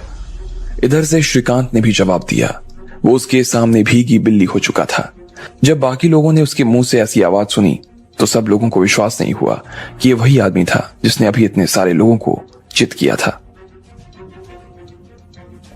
और तुम कुत्ते के दुम, एक बार और मजा चखाऊं? मारो साले को, उधेड़ के रख दो। अमान फिर से उन लोगों की तरफ देखते हुए बोला। उसकी आवाज पूरे पार्लर में गूंज उठी थी। जब अमान ने देखा कि सब लोग उसकी धमकी से डर गए थे तो वो उन लोगों के पास आया और उनमें से 2 लोगों के गाल पर उसने चांटे लगा दिए। साले डरपोक कहीं के, अगर आज के बाद किसी ने भी मेरे काम में टांग अड़ाने की कोशिश की ना तो याद रखना एक एक को ना यहां से बाहर फेंकवा दूंगा। अगर मैंने तुम में से किसी को भी मार दिया ना तो भी तुम लोग मेरा कुछ नहीं बिगाड़ सकते हो, समझे ना। अब है कोई माई का लाल जो मुझे हाथ लगाना चाहता है? दम है तो आओ सामने। अमान ने उन सब लोगों के सामने शेर बनते हुए कहा। अमान को देखकर सब लोग समझ गए थे कि वो बहुत ही बड़े परिवार से आता था, और अगर वो किसी का खून करके उसे कहीं भी फेंक भी देता तो कोई इसका बाल बांका नहीं कर सकता था। इसलिए ऐसे आदमी से पंगा लेकर कोई भी बेकार में अपनी जान नहीं गंवाना चाहता था। जब अमान ने देखा कि कोई भी उनमें से आगे आने की हिम्मत नहीं कर रहा था, तो अमान ने फिर से मोना को देखना शुरू कर दिया। उसकी आंखों में ही जाने ऐसा क्या था कि मोना उससे डर गई थी, और उसने अपने पैर पीछे खींचने शुरू कर दिए थे।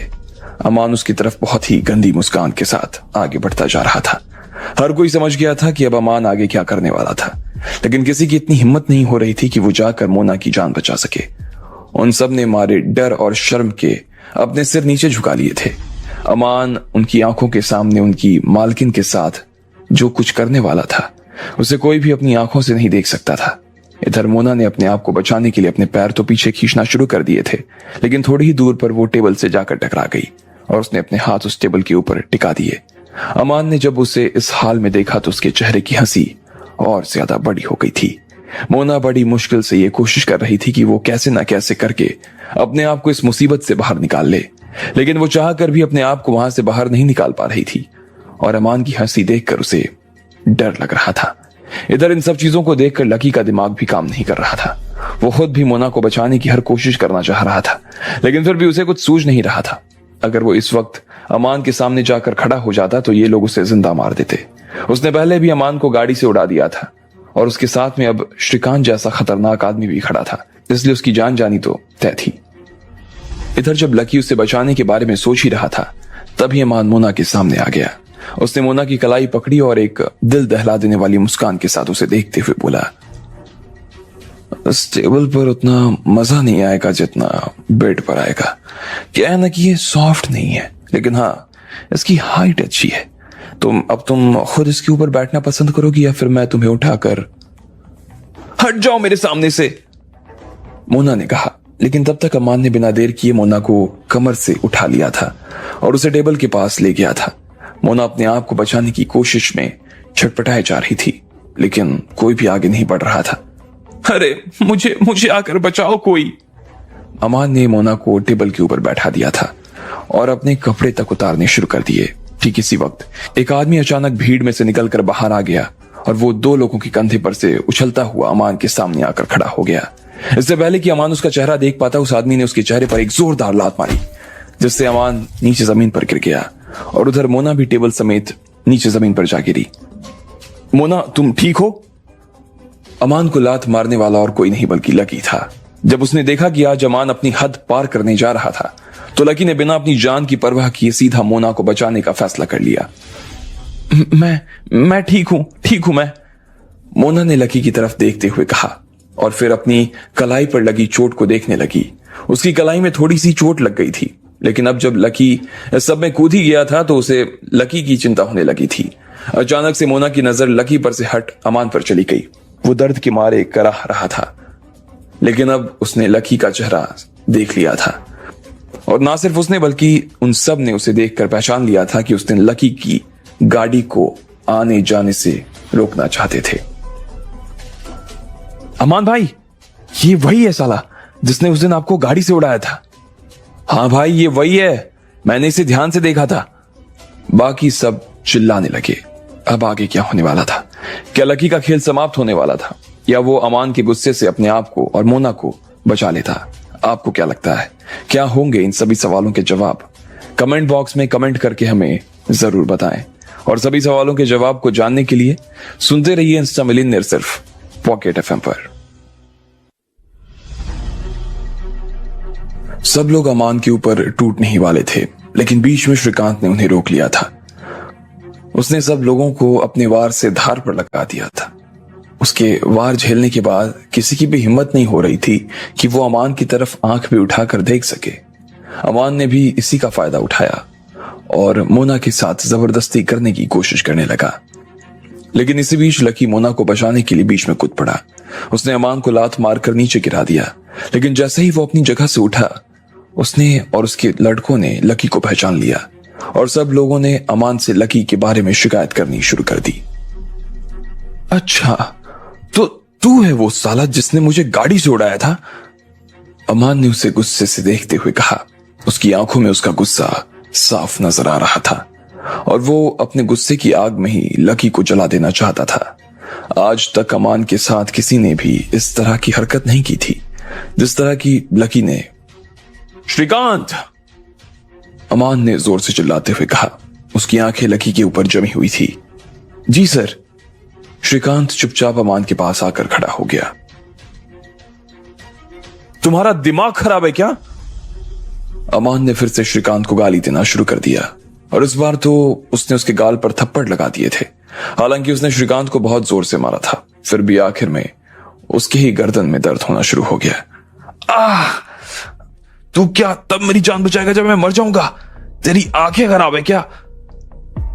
अमान ने उसके ऊपर चिढ़ते हुए कहा। नहीं सर। श्रीकांत ने अपना सिर नीचे झुकाते हुए कहा। अमान ने अपना हाथ संभाला और फिर लकी की तरफ देखते हुए बोला, मार साले को, और इतना मार कि उठ ना पाए। तो चिंता मत करना, अगर इससे कुछ भी हो जाता है ना तो भी ना मेरे घर वाले तुझे कुछ होने नहीं देंगे, समझा? अमान ने कहा, फिर अपनी जेब से एक चाकू निकालकर श्रीकांत के हाथ में पकड़ा दिया। अमान अक्सर दूसरों को डराने के लिए अपनी जेब में एक चाकू रखा करता था, लेकिन आज वो पहली बार इसका इस्तेमाल करने जा रहा था। देख क्या रहा है, जाना! अमान ने श्रीकांत को लकी की तरफ धक्का देते हुए कहा। श्रीकांत ने भी चाकू बाहर निकाल लिया था और वो लकी की तरफ आगे बढ़ने लगा था। उसकी खतरनाक आंखें मास्क में से लकी की तरफ घूर रही थी। वो उसे ऐसे देख रही थी जैसे कोई शेर अपने शिकार को देख रहा हो। बाकी सब लोग इस दृश्य को देखकर बुरी तरह से घबरा गए थे। लड़कियों ने अपने हाथ कस लिए और सारे लड़के परेशान से कभी लकी तो कभी श्रीकांत की तरफ देख रहे थे। वो सब लकी की मदद करना चाह रहे थे, लेकिन श्रीकांत के हाथ में वो भयंकर चाकू देखकर सब लोगों को डर लग रहा था और वो उसी की वजह से आगे नहीं बढ़ पा रहे थे। मैं इसमें क्या कर सकती हूं? घबराई हुई मोना ने अपने आप से पूछा। उसने लकी के कपड़ों को अपने हाथों में कसकर थामा हुआ था। वो लकी की मदद करना चाहती थी, लेकिन बाकी लोगों की तरह वो खुद भी काफी बेबस नजर आ रही थी। लकी भी श्रीकांत की तरफ देखे जा रहा था, लेकिन वो बोल नहीं पा रहा था। मोना उसे पीछे की ओर खींच रही थी और वो खुद भी मोना के साथ चुपचाप पीछे खींचा चला जा रहा था। उसने अचानक से मोना के साथ पीछे आना बंद कर दिया।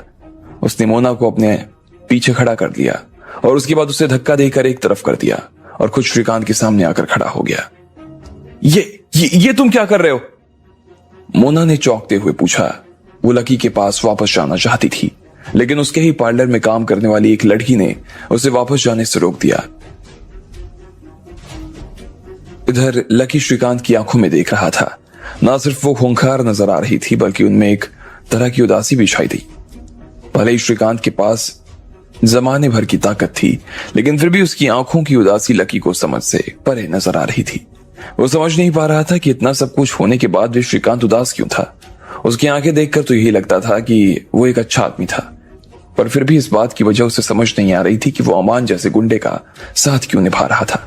जब श्रीकांत लकी से सिर्फ थोड़ी ही दूर पर गया तो लकी ने देखा कि उसकी आंखों में एक तरह की चमक आ गई और वो एक पल के लिए मानो जम सी गई। इधर जैसे ही श्रीकांत एक पल के लिए रुक गया, ठीक इसी वक्त लकी ने भी अपनी शर्ट के पीछे से एक चाकू निकाल लिया और उसे श्रीकांत की तरफ तान दिया। लकी ये चाकू रसोई से तब लेकर आया था जब श्रीकांत बाकी सब लोगों को पीट रहा था। वो जानता था कि आगे इसकी जरूरत पड़ सकती है, इसलिए वो चुपचाप जाकर चाकू ले आया था। लेकिन वो श्रीकांत की ताकत को समझता था और जिस पल वो उसके ऊपर हमला करता, उसके बाद वो खुद भी पीछे नहीं हटने वाला था। इधर इससे पहले कि श्रीकांत हमला करता, उससे पहले ही लकी ने उसके ऊपर हमला कर दिया। श्रीकांत ने अपने आप को बचाने की कोशिश की, लेकिन लकी भी काफी तेज था। उसने उसके कंधे के ऊपर ही काट लगा दिया था। अब श्रीकांत के कंधे से खून बहना शुरू हो गया और उसके हाथ से वो चाकू भी नीचे जमीन पर गिर गया। जब बाकी सब लोगों ने देखा कि लकी के सिर्फ एक ही वार से श्रीकांत के हाथ से चाकू नीचे गिर गया तो सब लोग चौंक गए थे। जब लड़कियों ने श्रीकांत के हाथ से खून बहता हुआ देखा तो वो भी अपने अपने बॉयफ्रेंड के पीछे जाकर छिप गईं और चिल्ला रही थी। उधर अमान और उसके साथियों का भी यही हाल था। वो तो यहाँ लकी को मार खाता हुआ देखना चाहते थे। वो देखना चाहते थे कि श्रीकांत लकी की हड्डी पसली एक कैसे करता है। लेकिन लकी ने तो इस बार सारा मामला ही पलट दिया था। उन्होंने इस नतीजे की उम्मीद नहीं की थी और इसी वजह से अमान और उसके साथियों को डर लगना शुरू हो गया था। अरे किस चीज का इंतजार कर रहे हो भाई, जल्दी से पुलिस बुलाओ। लकी ने अपने साथियों की तरफ देखकर चिल्लाते हुए कहा, हाँ हाँ बिल्कुल। सब लोग अचानक ही जैसे नींद से जाग गए हो और उन्होंने तुरंत अपने अपने फोन निकालकर पुलिस को फोन करना शुरू कर दिया। अरे तुम लोग क्या देख रहे हो, निकलो यहां से। इधर जैसे ही अमान ने देखा कि उन लोगों ने पुलिस को फोन करना शुरू कर दिया था तो उसने जोर से चिल्लाते हुए कहा और वो श्रीकांत और बाकी चारों लड़कों के साथ वहां से निकल लिया। वहां पर खड़े हुए लोगों ने देखा कि अमान खरगोश से भी तेज गति से भाग रहा था और वो कब पार्लर से बाहर चला गया किसी को पता नहीं चला। उसके पीछे पीछे उसके चारों लफंगे भी निकल गए थे और उनमें से किसी को भी श्रीकांत की कोई परवाह नहीं थी। इधर श्रीकांत ने अपने घाव को अपने हाथ से दबा लिया था और वो लकी की तरफ देख रहा था। फिर बड़ी मुश्किल से वो खड़ा हुआ और वो जाने ही वाला था, लेकिन इतने में एक लड़के ने बीच में आकर उसका रास्ता रोक लिया। नहीं रुको, उसे कुछ मत करना, जाने दो उसे। लकी ने श्रीकांत की तरफ देखते हुए उस आदमी से कहा जो उसका रास्ता रोकने की कोशिश कर रहा था। हर कोई देख पा रहा था कि श्रीकांत सिर्फ वही कर रहा था जो अमान ने उसे करने के लिए कहा था और उसकी लकी से रत्ती भर की दुश्मनी नहीं थी। धीरे धीरे पार्लर वालों ने श्रीकांत के लिए जगह बनानी शुरू कर दी और वो खुद भी अपने घायल कंधों के साथ वहां से बाहर निकल गया। जब अमान और उसके लोग वहां से बाहर निकल आए तब लकी ने आखिरकार एक राहत की सांस ली। बाकी सब लोगों ने वहां की सफाई कर दी और फिर मोना से विदा लेकर एक एक करके निकल गए। इधर मोना पूरे वक्त लकी के पास बैठी हुई थी और जहां लकी को चोट लगी थी वहां पर उसने खुद अपने हाथों से पेन किलर जेल लगा दिया था। वो लकी को आज जितना थैंक्स बोलना चाहती थी उसके लिए कम था। मोना लकी के साथ बाहर तक आ गई और अब लकी के घर जाने का वक्त हो गया था। ध्यान से जाना, फिर जल्दी मिलते हैं। मोना ने लकी से बाय बोलते हुए कहा। उसने हाथ हिलाने के लिए हाथ उठाया था लेकिन इसकी वजह से उसका हाथ दर्द और ज्यादा बढ़ गया। मोना ने तुरंत अपने हाथ को दबा लिया लेकिन उसके चेहरे पर उसका दर्द साफ नजर आ रहा था। क्या हुआ, तुम ठीक तो हो? लकी ने फिर तुरंत उसके पास आते हुए पूछा। फिर जब उसने मोना की कोहनी देखी तो उसे पता चला कि वो खून जमने की वजह से नीली पड़ गई थी। लकी समझ गया कि अगर वो अपने हाथ को जरा सा भी हिलाती तो उसे बहुत दर्द होने वाला था। नहीं ठीक है, कोई बड़ी बात नहीं है इतनी, मैं जब घर जाऊंगी तो इस पर दवा लगा लूंगी। मोना ने लकी की तरफ देखते हुए कहा और मुस्कुरा दी। वो चाहती थी कि लकी को घर पहुंचने में ज्यादा देर ना हो और इसलिए वो ये सब कह रही थी। तुम घर कैसे जाने वाली हो, पहले ये तो बताओ। लकी ने देखा कि मोना की लाल रंग की गाड़ी पार्लर के बाहर ही खड़ी थी लेकिन उसकी गाड़ी देखकर उसे लग रहा था कि इसे चलाने में मोना को दर्द हो सकता था। हाँ वैसे मैं गाड़ी तो नहीं चला पाऊंगी लेकिन मैं सोच रही हूं कि टैक्सी कर लूंगी, तुम्हें चिंता करने की कोई जरूरत नहीं है, मोना ने कहा। लाओ इधर चाबी दो।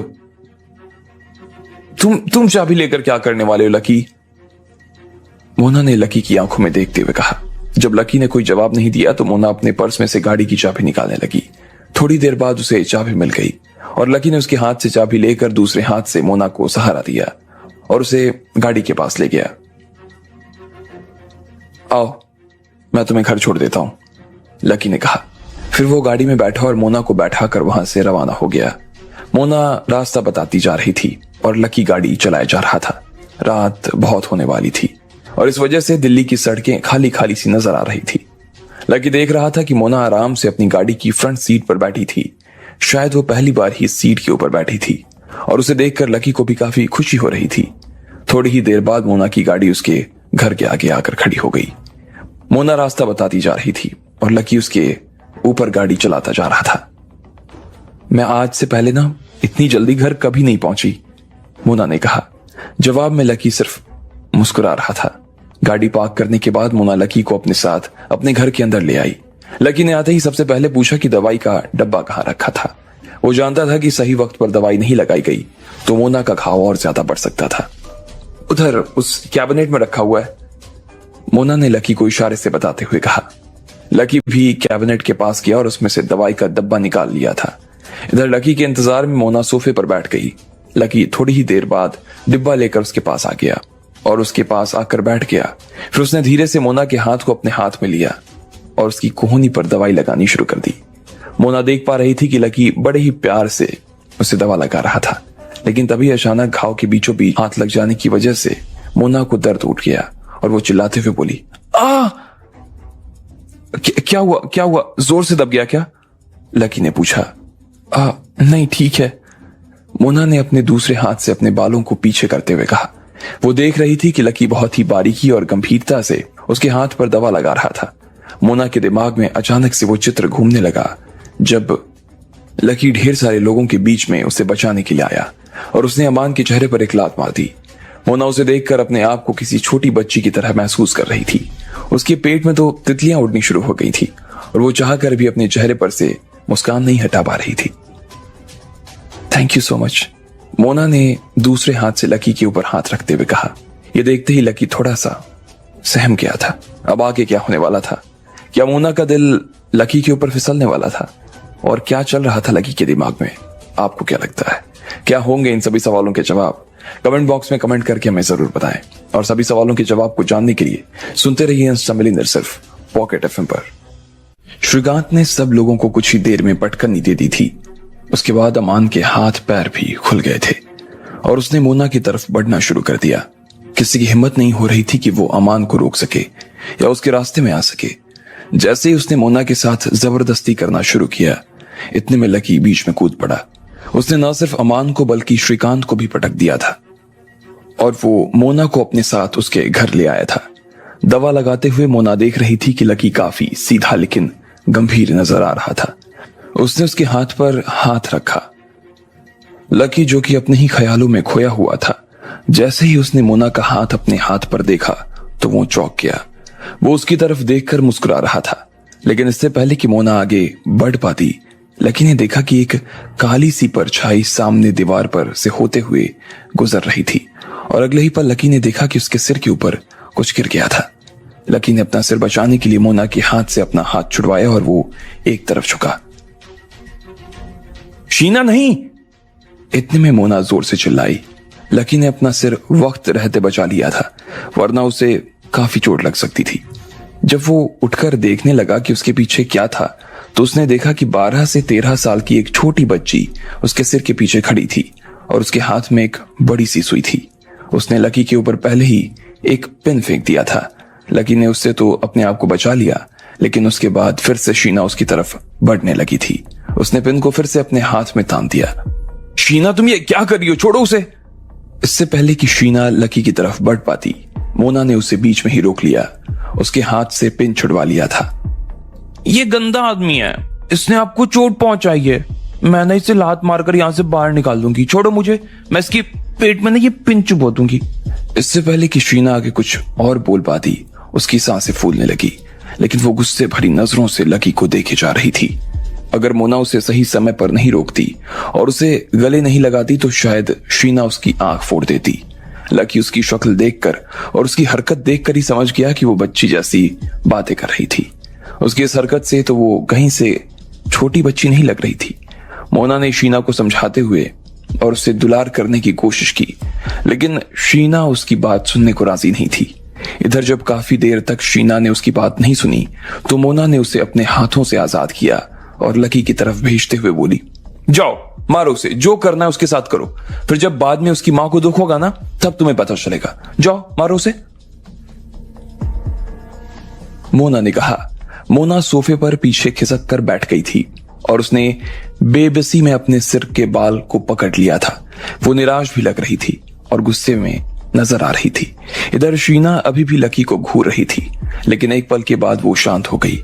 उसने मोना की तरफ देखा और बोली, मम्मी, मैं उसे नहीं मारूंगी। प्लीज आप शीना से नाराज मत होना। शीना को मत डांटना ना। मैं सच में उसके साथ कुछ नहीं करूंगी, नहीं मारूंगी उसे। शीना अपने हाथ से पिन नीचे फेंकते हुए ये कह रही थी और फिर मोना के बगल में जाकर बैठ गई। मोना उससे बात नहीं कर रही थी। वो उसे इस बात का एहसास दिलाना चाहती थी कि उसने जो किया था वो गलत किया था। इसलिए शीना ने मोना के कपड़े पकड़ते हुए उसे मनाने की कोशिश करनी शुरू कर दी। थोड़ी देर बाद मोना ने उसे देखा और बोली, पक्का ना? तुम नहीं मारोगी ना उनको?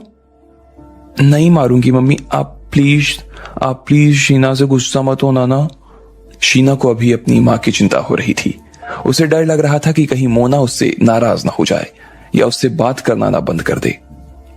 ठीक है, तो अब तुम मेरी शीनू समझदार बच्ची बन गई हो, तो मम्मा तुमसे नाराज नहीं है, मोना ने कहा और फिर शीना को अपने गले से लगा लिया। फिर उसने लकी की तरफ देखा और बोली, लकी इधर आओ। लकी अपनी जगह से उठा और वो मोना और शीना के पास जाकर बैठ गया।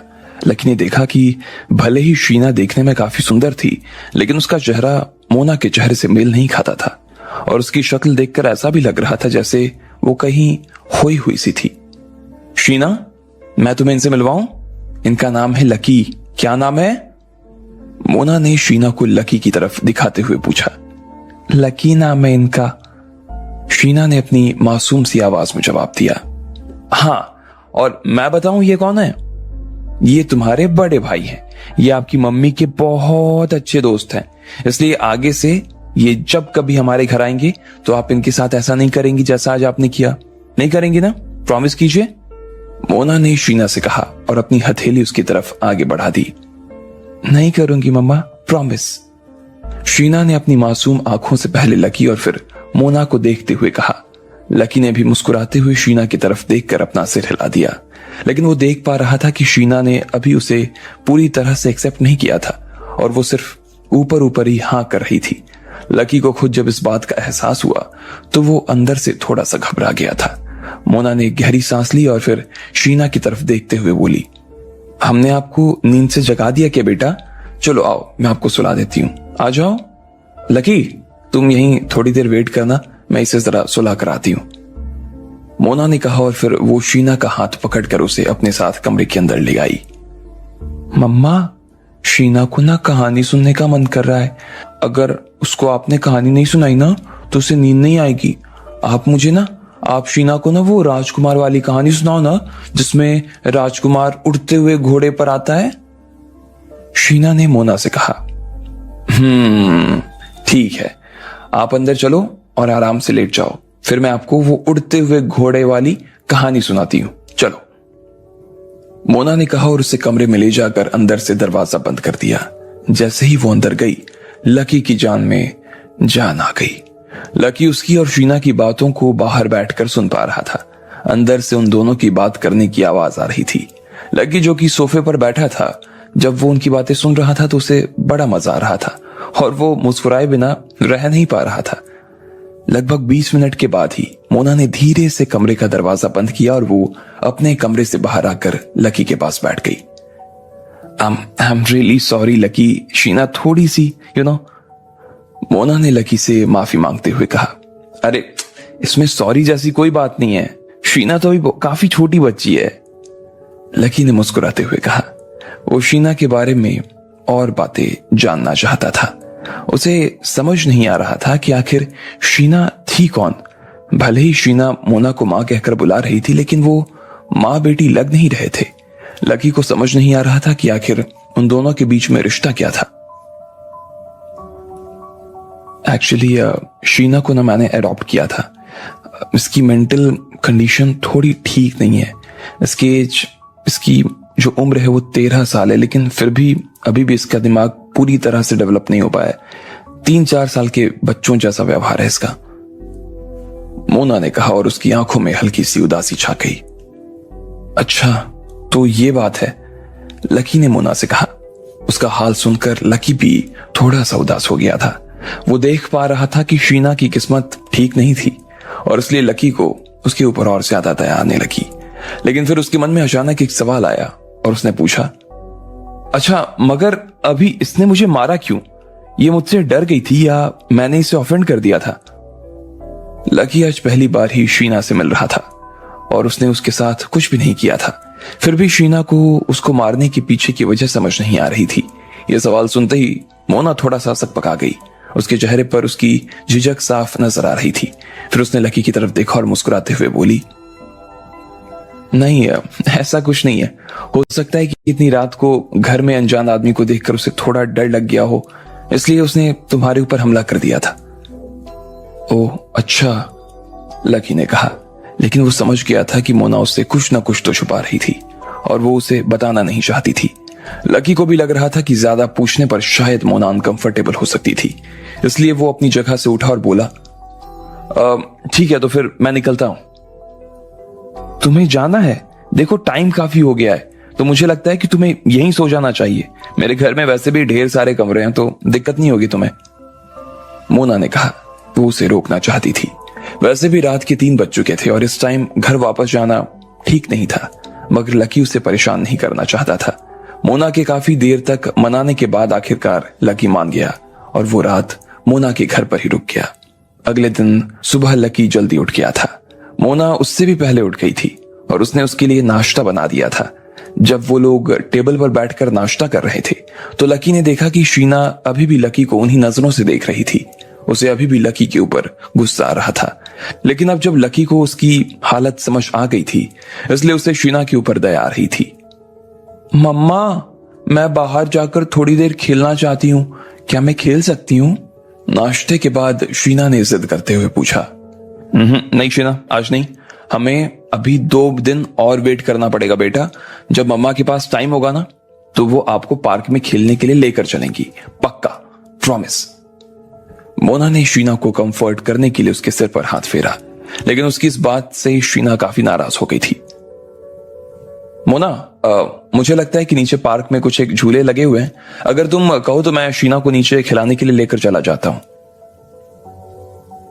लकी ने कहा। वो शीना को ऐसे और उदास होते हुए नहीं देख सकता था। मोना ने एक बार के लिए लकी की तरफ देखा और फिर मुस्कुराते हुए हाँ कर दी। लकी भी शीना को लेकर नीचे आ गया। भले ही शीना लकी को पसंद नहीं करती थी, लेकिन खेलने के लिए उसने इतना कॉम्प्रोमाइज कर लिया था।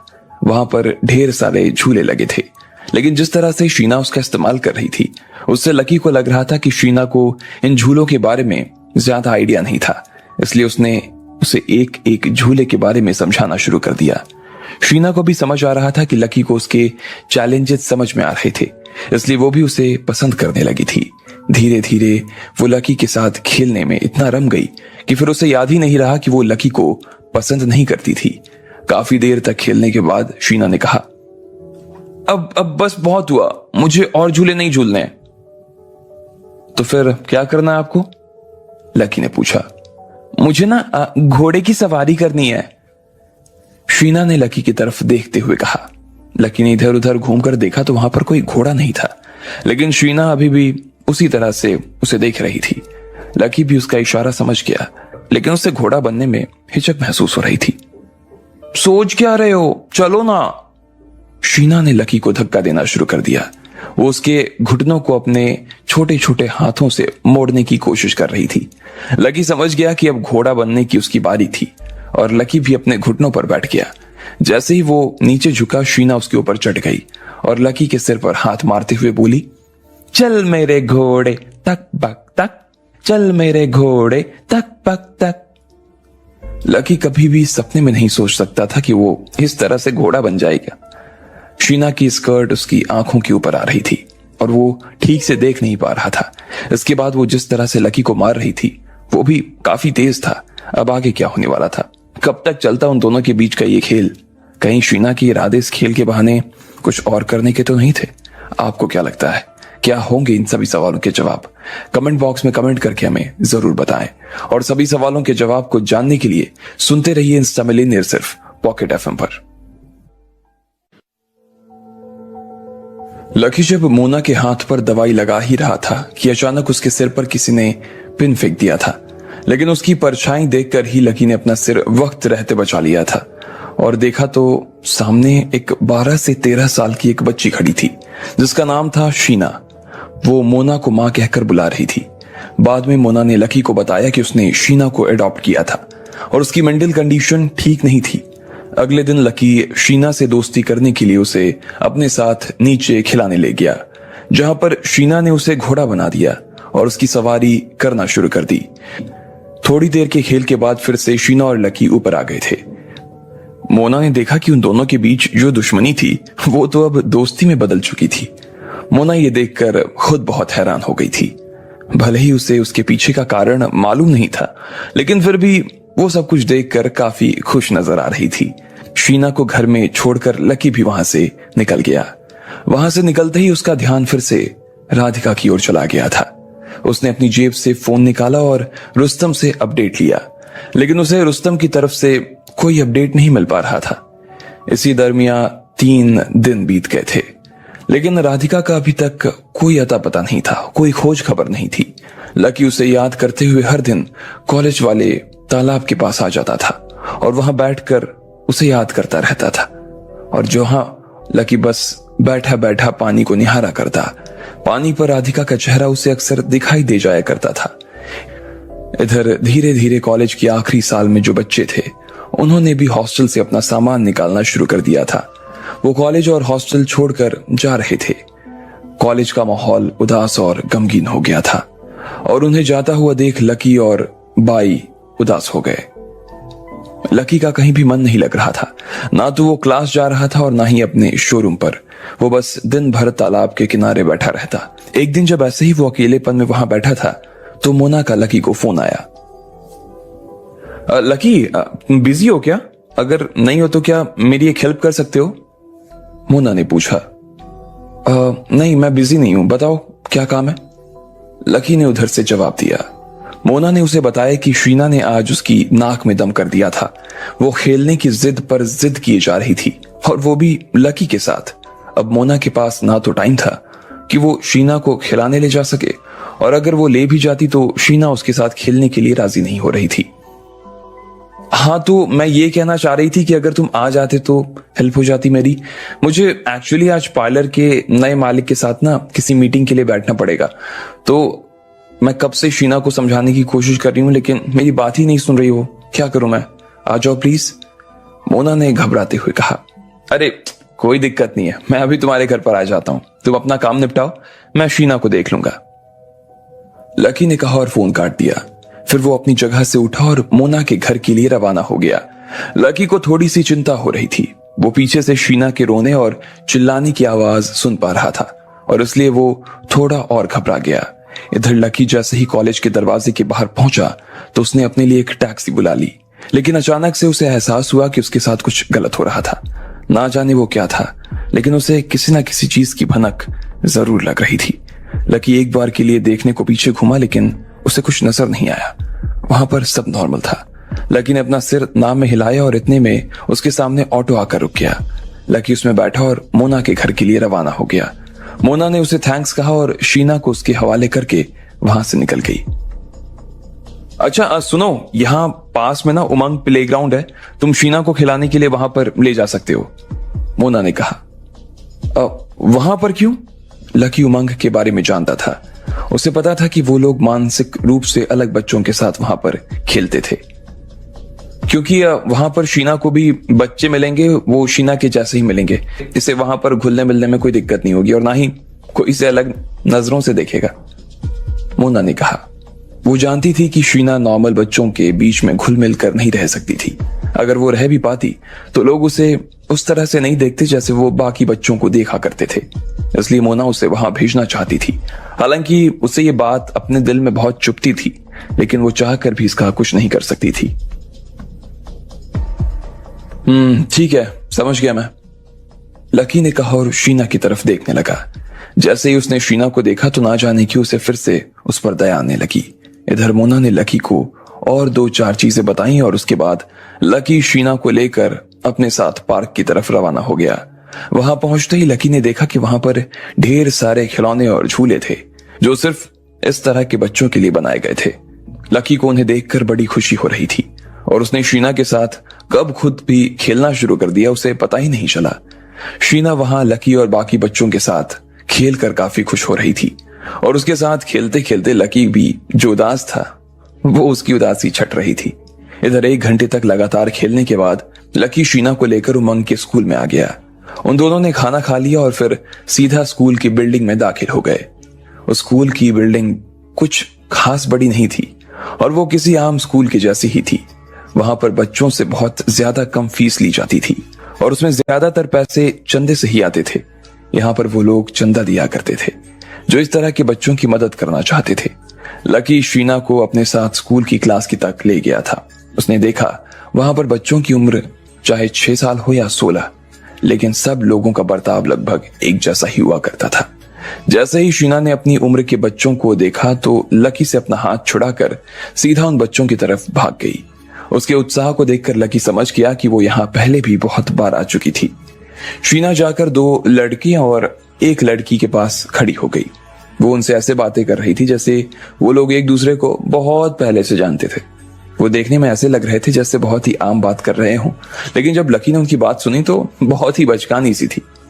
मेरी मम्मी तो ना बहुत बिजी रहती है, दिन भर ही बिजी रहती है। वो हर टाइम फोन पर 1 लाख 2 लाख रुपए ऐसी बात करती है। अगर वो बिजी नहीं होती ना तो मैं तुम लोगों से ना मिलने के लिए पहले ही आ चुकी होती। अच्छा ऐसा क्या? पता है मैं भी ना पहले नहीं आ रहा था, मुझे यहाँ ऑटो से आना ना अच्छा नहीं लगता, तो मैंने ना अपने पापा से कहा कि मुझे एयरप्लेन से आना है। वो तो मेरी बात सुनकर ही डर गए, उनके ऐसे होश उड़ गए। फिर उन्होंने मुझे समझाया कि तो मैंने सोचा कि चलो प्लेन से नहीं ना बोट से चलते हैं, इसलिए मैं ना यहाँ बोट से आया हूँ। और शीना पता है मेरे घर वालों ने तो जहाँ हिमालय है ना वहां पर चले गए हैं। तुम्हें मालूम है ना हिमालय कहाँ पर है? अरे वो बुक्स में नहीं दिखते बड़े बड़े पहाड़, वहां पर। मैं ना एक दिन तुम सबको ना वहां खाना खाने के लिए बुलाऊंगी, बड़ा मजा आएगा। शीना की एक दोस्त ने उससे कहा। वो भी आराम से उन सब की बातें सुन रही थी। लकी देख पा रहा था कि खुद भी काफी बच्चे बाकी बच्चों के साथ अच्छे से घुल मिल जाया करती थी। लकी को शीना के लिए बुरा लग रहा था। शीना की बच्ची भागकर कहां जा रही है? रुक, तुझे तो मैं बताता हूं। लगभग 20 मिनट के बाद लकी ने किसी के चिल्लाने की आवाज सुनी। जैसे ही शीना के कानों में वो आवाज पड़ी तो वो घबरा कर लकी के पीछे छुप गई। वो उसके पैरों के पीछे छुप गई थी और लंबी लंबी सांसें ले रही थी। लकी देख रहा था कि एक लड़का उसके पीछे पड़ा हुआ था। जैसे ही उस लड़के ने देखा कि शीना लकी के पीछे छुप गई थी तो वो खुद भी रुक गया और सिर झुकाकर अपनी जगह पर खड़ा हो गया। अरे इससे क्यों डर रही हो? सामने हो, मैं भी देखता हूं कि ये तुम्हारे साथ क्या करने वाला है। लकी ने देखा कि शीना उससे देखकर डर गई थी, इसलिए उसने उसे अपने पैरों से दूर किया और उसके चेहरे को देखने लगा। शीना थर थर कांप रही थी। फिर लकी ने उसे अपनी गोद में उठा लिया।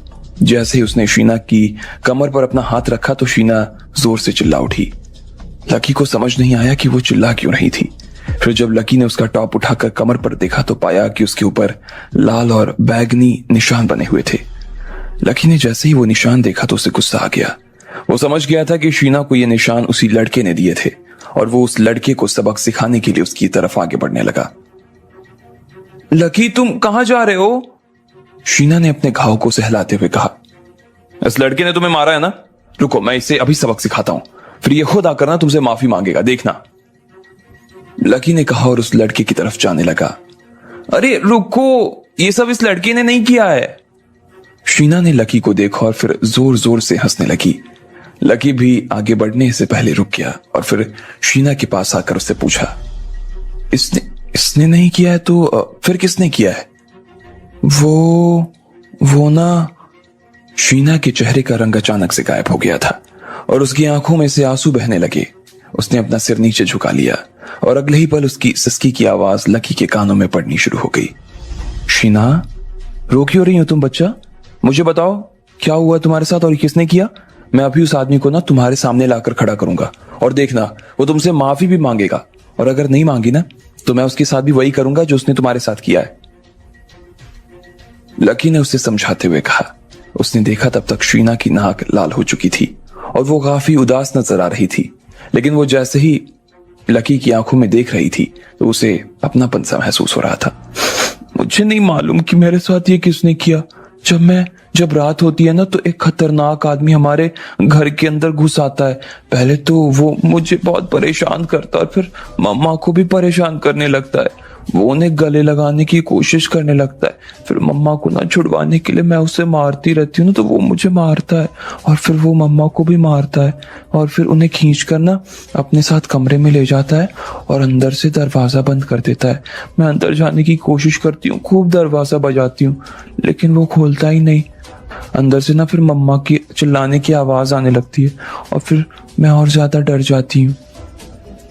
जैसे ही शीना ने अपने दिमाग में फिर से वो सीन याद किया तो उसे इतना ज्यादा डर लगा कि उसकी आंखों से आंसू रुकने का नाम नहीं ले रहे थे। शीना को ना सिर्फ रोना आ रहा था बल्कि उस आदमी पर गुस्सा भी आ रहा था और उसकी सांसें ऊपर नीचे हुए जा रही थी। फिर उसने अपने टॉप की आस्तीन ऊपर की ओर और पैरों पर भी लगे हुए घाव लकी को दिखाते हुए बोला। लकी ने देखा कि उसकी सफेद सी चमड़ी पर ढेर सारे लाल और बैगनी रंग के घाव भर आए थे और ये देखकर लकी की आंखें फटी रह गई थी। ऐसा घाव आपकी मम्मी की बॉडी पर भी है? लकी ने शीना को फिर से उसके कपड़े पहनाते हुए कहा। नहीं, उन्हें तो इससे भी ज्यादा है और वो तो मुझसे भी ज्यादा रोती हैं, शीना ने कहा। यह सुनते ही लकी का तो दिमाग ही खराब हो गया। आखिर कौन था वो जो मोना और शीना के साथ इस तरह का बर्ताव करता था, इस तरह की जबरदस्ती करता था? आपको क्या लगता है, क्या होंगे इन सभी सवालों के जवाब? कमेंट बॉक्स में कमेंट करके हमें जरूर बताएं और सभी सवालों के जवाब को जानने के लिए सुनते रहिए इंस्टामिलियनेयर सिर्फ। शीना के साथ खेलते खेलते लकी और उसके बीच की दुश्मनी दोस्ती में बदल गई थी। लेकिन लकी जैसे ही उससे अलग हुआ उसके बाद उसे फिर से राधिका की याद आने लगी। वह हर रोज तालाब के किनारे जाकर बैठ जाता। फिर एक दिन उसे मोना का फोन आया। शीना लकी के साथ खेलने की जिद कर रही थी। लकी उसके साथ खेलने के लिए उसके घर तो चला गया और उसके साथ उसके स्कूल पर भी आ गया। लेकिन थोड़ी ही देर बाद लकी ने देखा कि शीना की कमर पर चोट के निशान थे।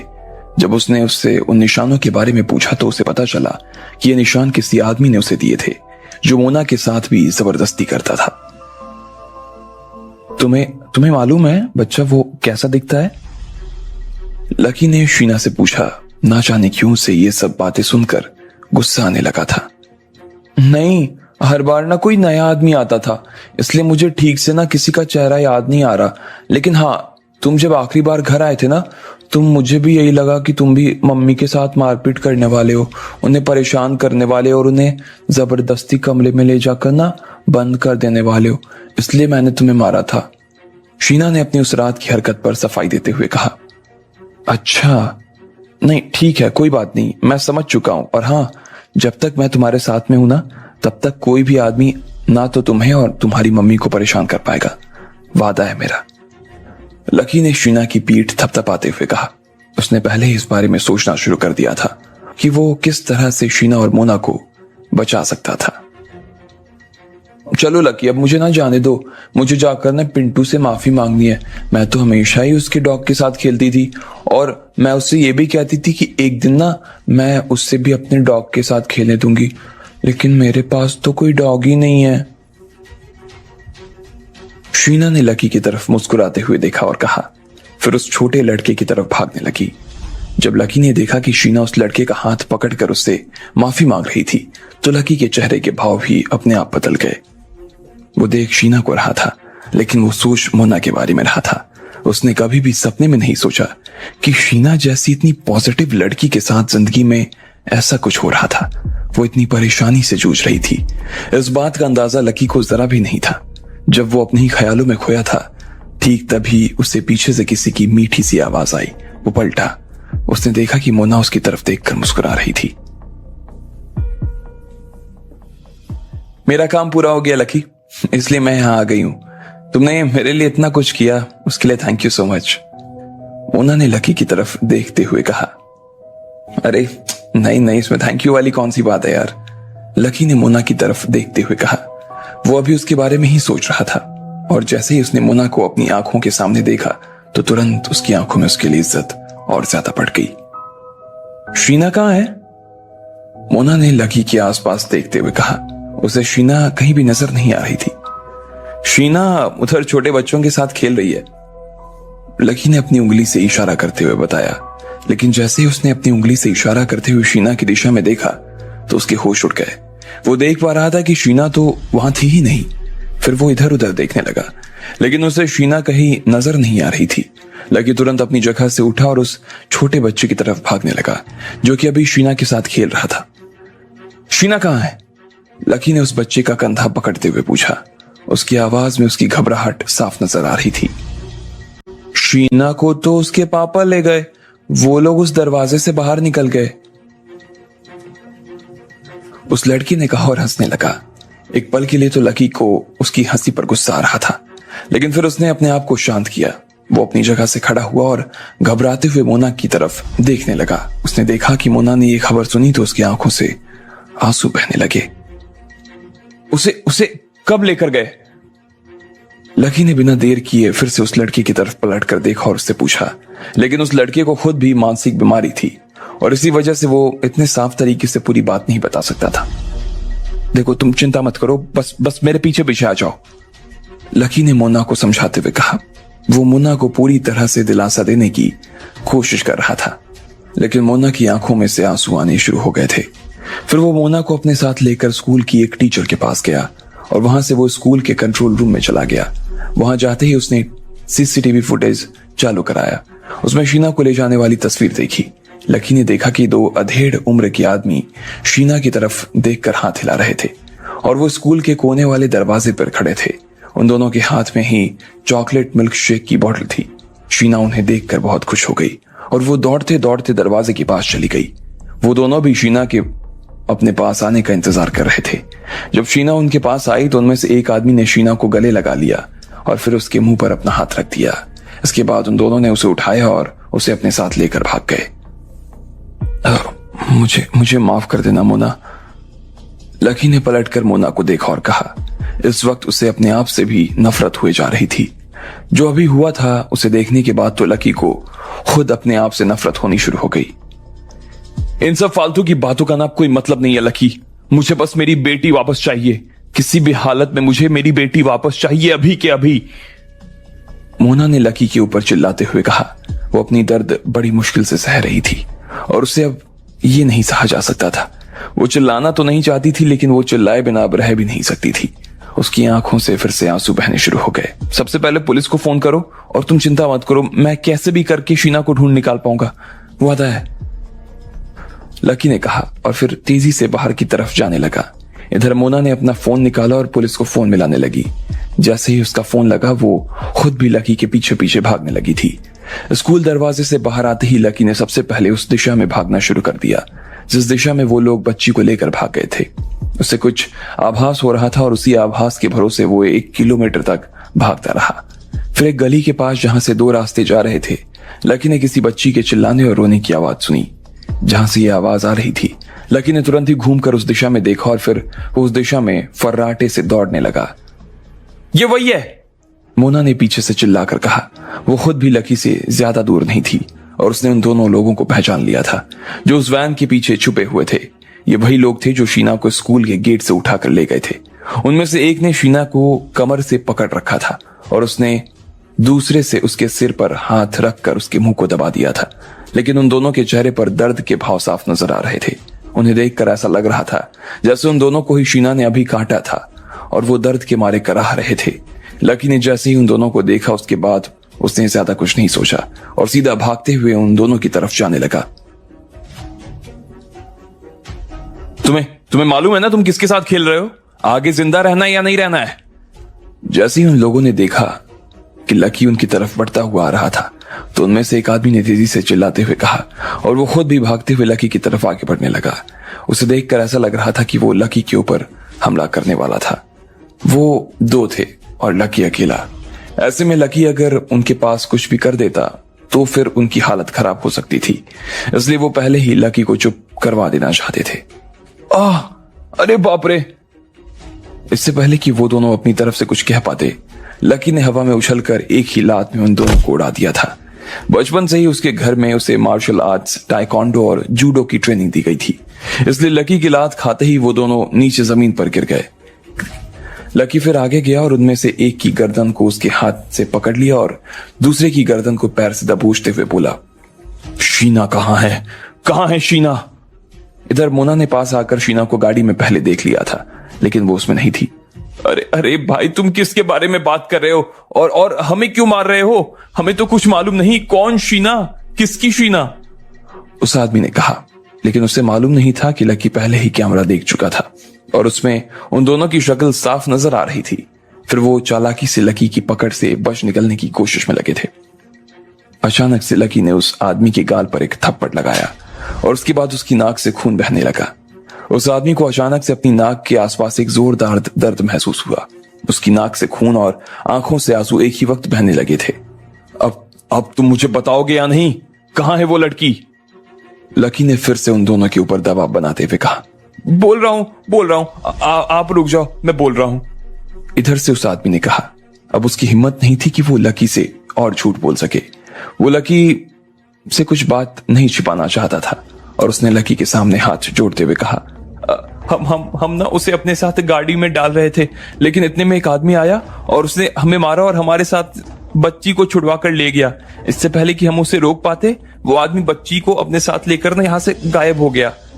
जैसे ही मोना और लकी ने सुना कि एक आदमी शीना को उन दोनों आदमियों से छुड़वा कर अपने साथ ले गया था, तो उनका दिल ही बैठ गया। उसने तुमसे बच्ची को चुराया था ना, तो तुम लोगों को मालूम होगा ना कि वो आदमी कौन था। बताओ कौन था, वरना मैं दोनों को ही। लकी ने फिर से पहले आदमी के गाल पर एक तमाचा लगाते हुए कहा, भाई भाई प्लीज हमें मारना बंद कर दो। हम दोनों भाई तुम्हारे सामने हाथ जोड़ते हैं, माँ की कसम। हम सच में उस आदमी को नहीं जानते जिसने हमसे उस बच्ची को छीना। अगर हमें पता होता ना तो इतनी मार क्यों खा रहे होते। हाँ हाँ सही कह रहा है, वो आदमी इतनी तेजी से आया और इतनी तेजी से गया कि हमें पता ही नहीं चला कि वो कौन था। हम लोग चाह कर भी ना उसका चेहरा नहीं देख पाए। दूसरे ने कहा। उसकी आंखों में से आंसू बहने लगे थे, लेकिन लकी का गुस्सा भी शांत नहीं हुआ था और इसलिए उसने फिर से उन दोनों लड़कों के गाल पर एक और चांटा जमा दिया। फिर उसने उसके पेट पर मुक्का मार दिया, जिसकी वजह से दोनों अपना पेट पकड़कर चिल्लाने लगे। उनकी शक्ल देखकर ऐसा लग रहा था जैसे उनके शरीर के पुर्जे अंदर से फट जाने वाले थे। ठीक इसी वक्त अंदर वहां पर 2 गाड़ियां आ गई और लकी ने उन दोनों गुंडे को पुलिस के हवाले कर दिया। ठीक इसी वक्त पुलिस ने एक गाड़ी में उन दोनों बदमाशों को डाला और गाड़ी को रवाना कर दिया और दूसरी गाड़ी को उन्होंने वहीं पर छोड़ दिया। उन्होंने सड़क पर लगे सीसीटीवी कैमरा की मदद से ये देख लिया था कि वो आदमी शीना को लेकर पास में ही किसी पार्क में गया था, लेकिन उसकी फुर्ती की वजह से वो लोग उस आदमी को पहचान नहीं पाए थे। अब आगे क्या होने वाला था? क्या लकी और मोना को शीना उस पार्क में मिल पाती या फिर उनकी ये खोज उन्हें और आगे तक ले जाने वाली थी? आपको क्या लगता है, क्या होंगे इन सभी सवालों के जवाब? कमेंट बॉक्स में कमेंट करके हमें जरूर बताएं और सभी सवालों के जवाब को जानने के लिए सुनते रहिए इंस्टा मिलियनेयर सिर्फ पॉकेट एफएम पर। जब लकी ने शीना से मोना के ऊपर होते हुए अत्याचार के बारे में सुना तो वो मोना के बारे में सोचने लगा था। इतने में ही पीछे से मोना आ गई। उसने आते ही जब शीना के बारे में पूछा और लकी उसे बताने लगा तो उसने देखा कि शीना वहां तो थी ही नहीं, वो गायब हो चुकी थी। लकी तुरंत मोना के साथ सीसीटीवी कैमरे की मदद से उन दोनों को पकड़ने निकल चुका था जिन्होंने शीना को उठाया था, लेकिन उन्हें भी मालूम नहीं था कि शीना कहां थी। कोई आदमी शीना को भी उनसे छीन कर ले गया। इधर लकी, मोना और उनके साथ में 2 पुलिस वाले पार्क में जाने के लिए रवाना हो चुके थे। उन्होंने अंदर जाकर लगभग आधे घंटे तक शीना को ढूंढने की कोशिश की, लेकिन उसका कोई अता पता नहीं चला। ना तो वो कहीं नजर आ रही थी और ना ही वो आदमी कहीं पर दिखाई दे रहा था जिसने शीना को उठाया था। ठीक इसी वक्त जब वो लोग ढूंढ ढूंढ कर थक गए, तब मोना को पीछे से किसी के चिल्लाने की आवाज आई। मम्मा! वो आवाज जाने के बाद इतनी जल्दी गायब हो गई थी कि मोना को एक पल के लिए लगा कि यह सिर्फ उसका भ्रम था, लेकिन ऐसा नहीं था। वो सच में आई थी और उसके चिल्लाने के बाद ही किसी ने उसके मुंह पर हाथ रख दिया था।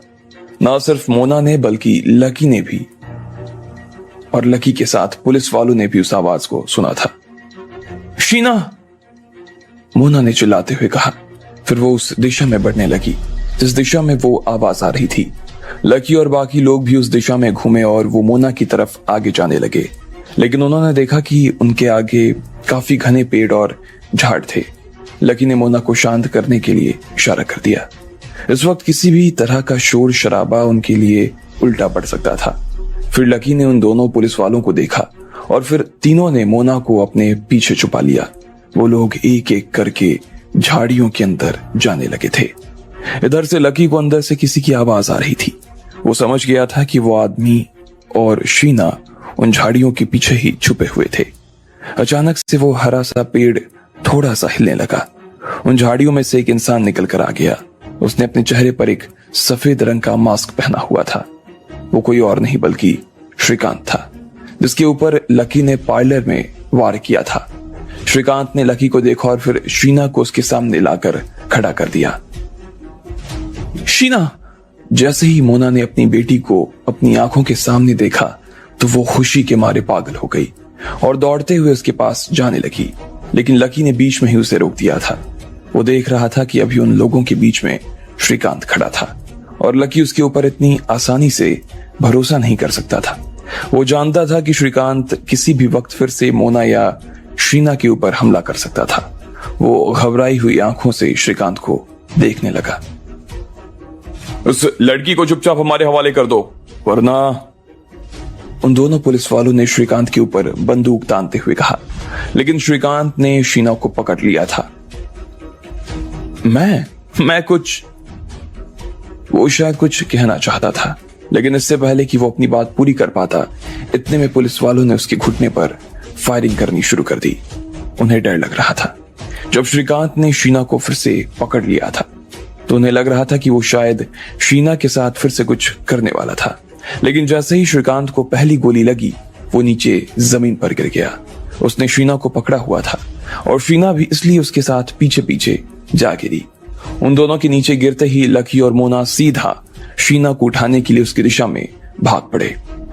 शीना, शीना, मोना ने उसे अपनी गोद में उठाते हुए कहा। भले ही मोना ने शीना को अपनी गोद में उठा लिया था, लेकिन शीना की नजर श्रीकांत के ऊपर से हटने का नाम नहीं ले रही थी। मोना उसे बार बार अपनी तरफ दिखाने की कोशिश कर रही थी, लेकिन शीना थी कि बार बार श्रीकांत को ही देखे जा रही थी। श्रीकांत, शीना, शीना क्या हुआ तुम्हें? वो बुरा आदमी है बेटा, वो तुम्हें नुकसान पहुंचा सकता था और फिर भी तुम उसकी तरफ देख रही हो, बात क्या है?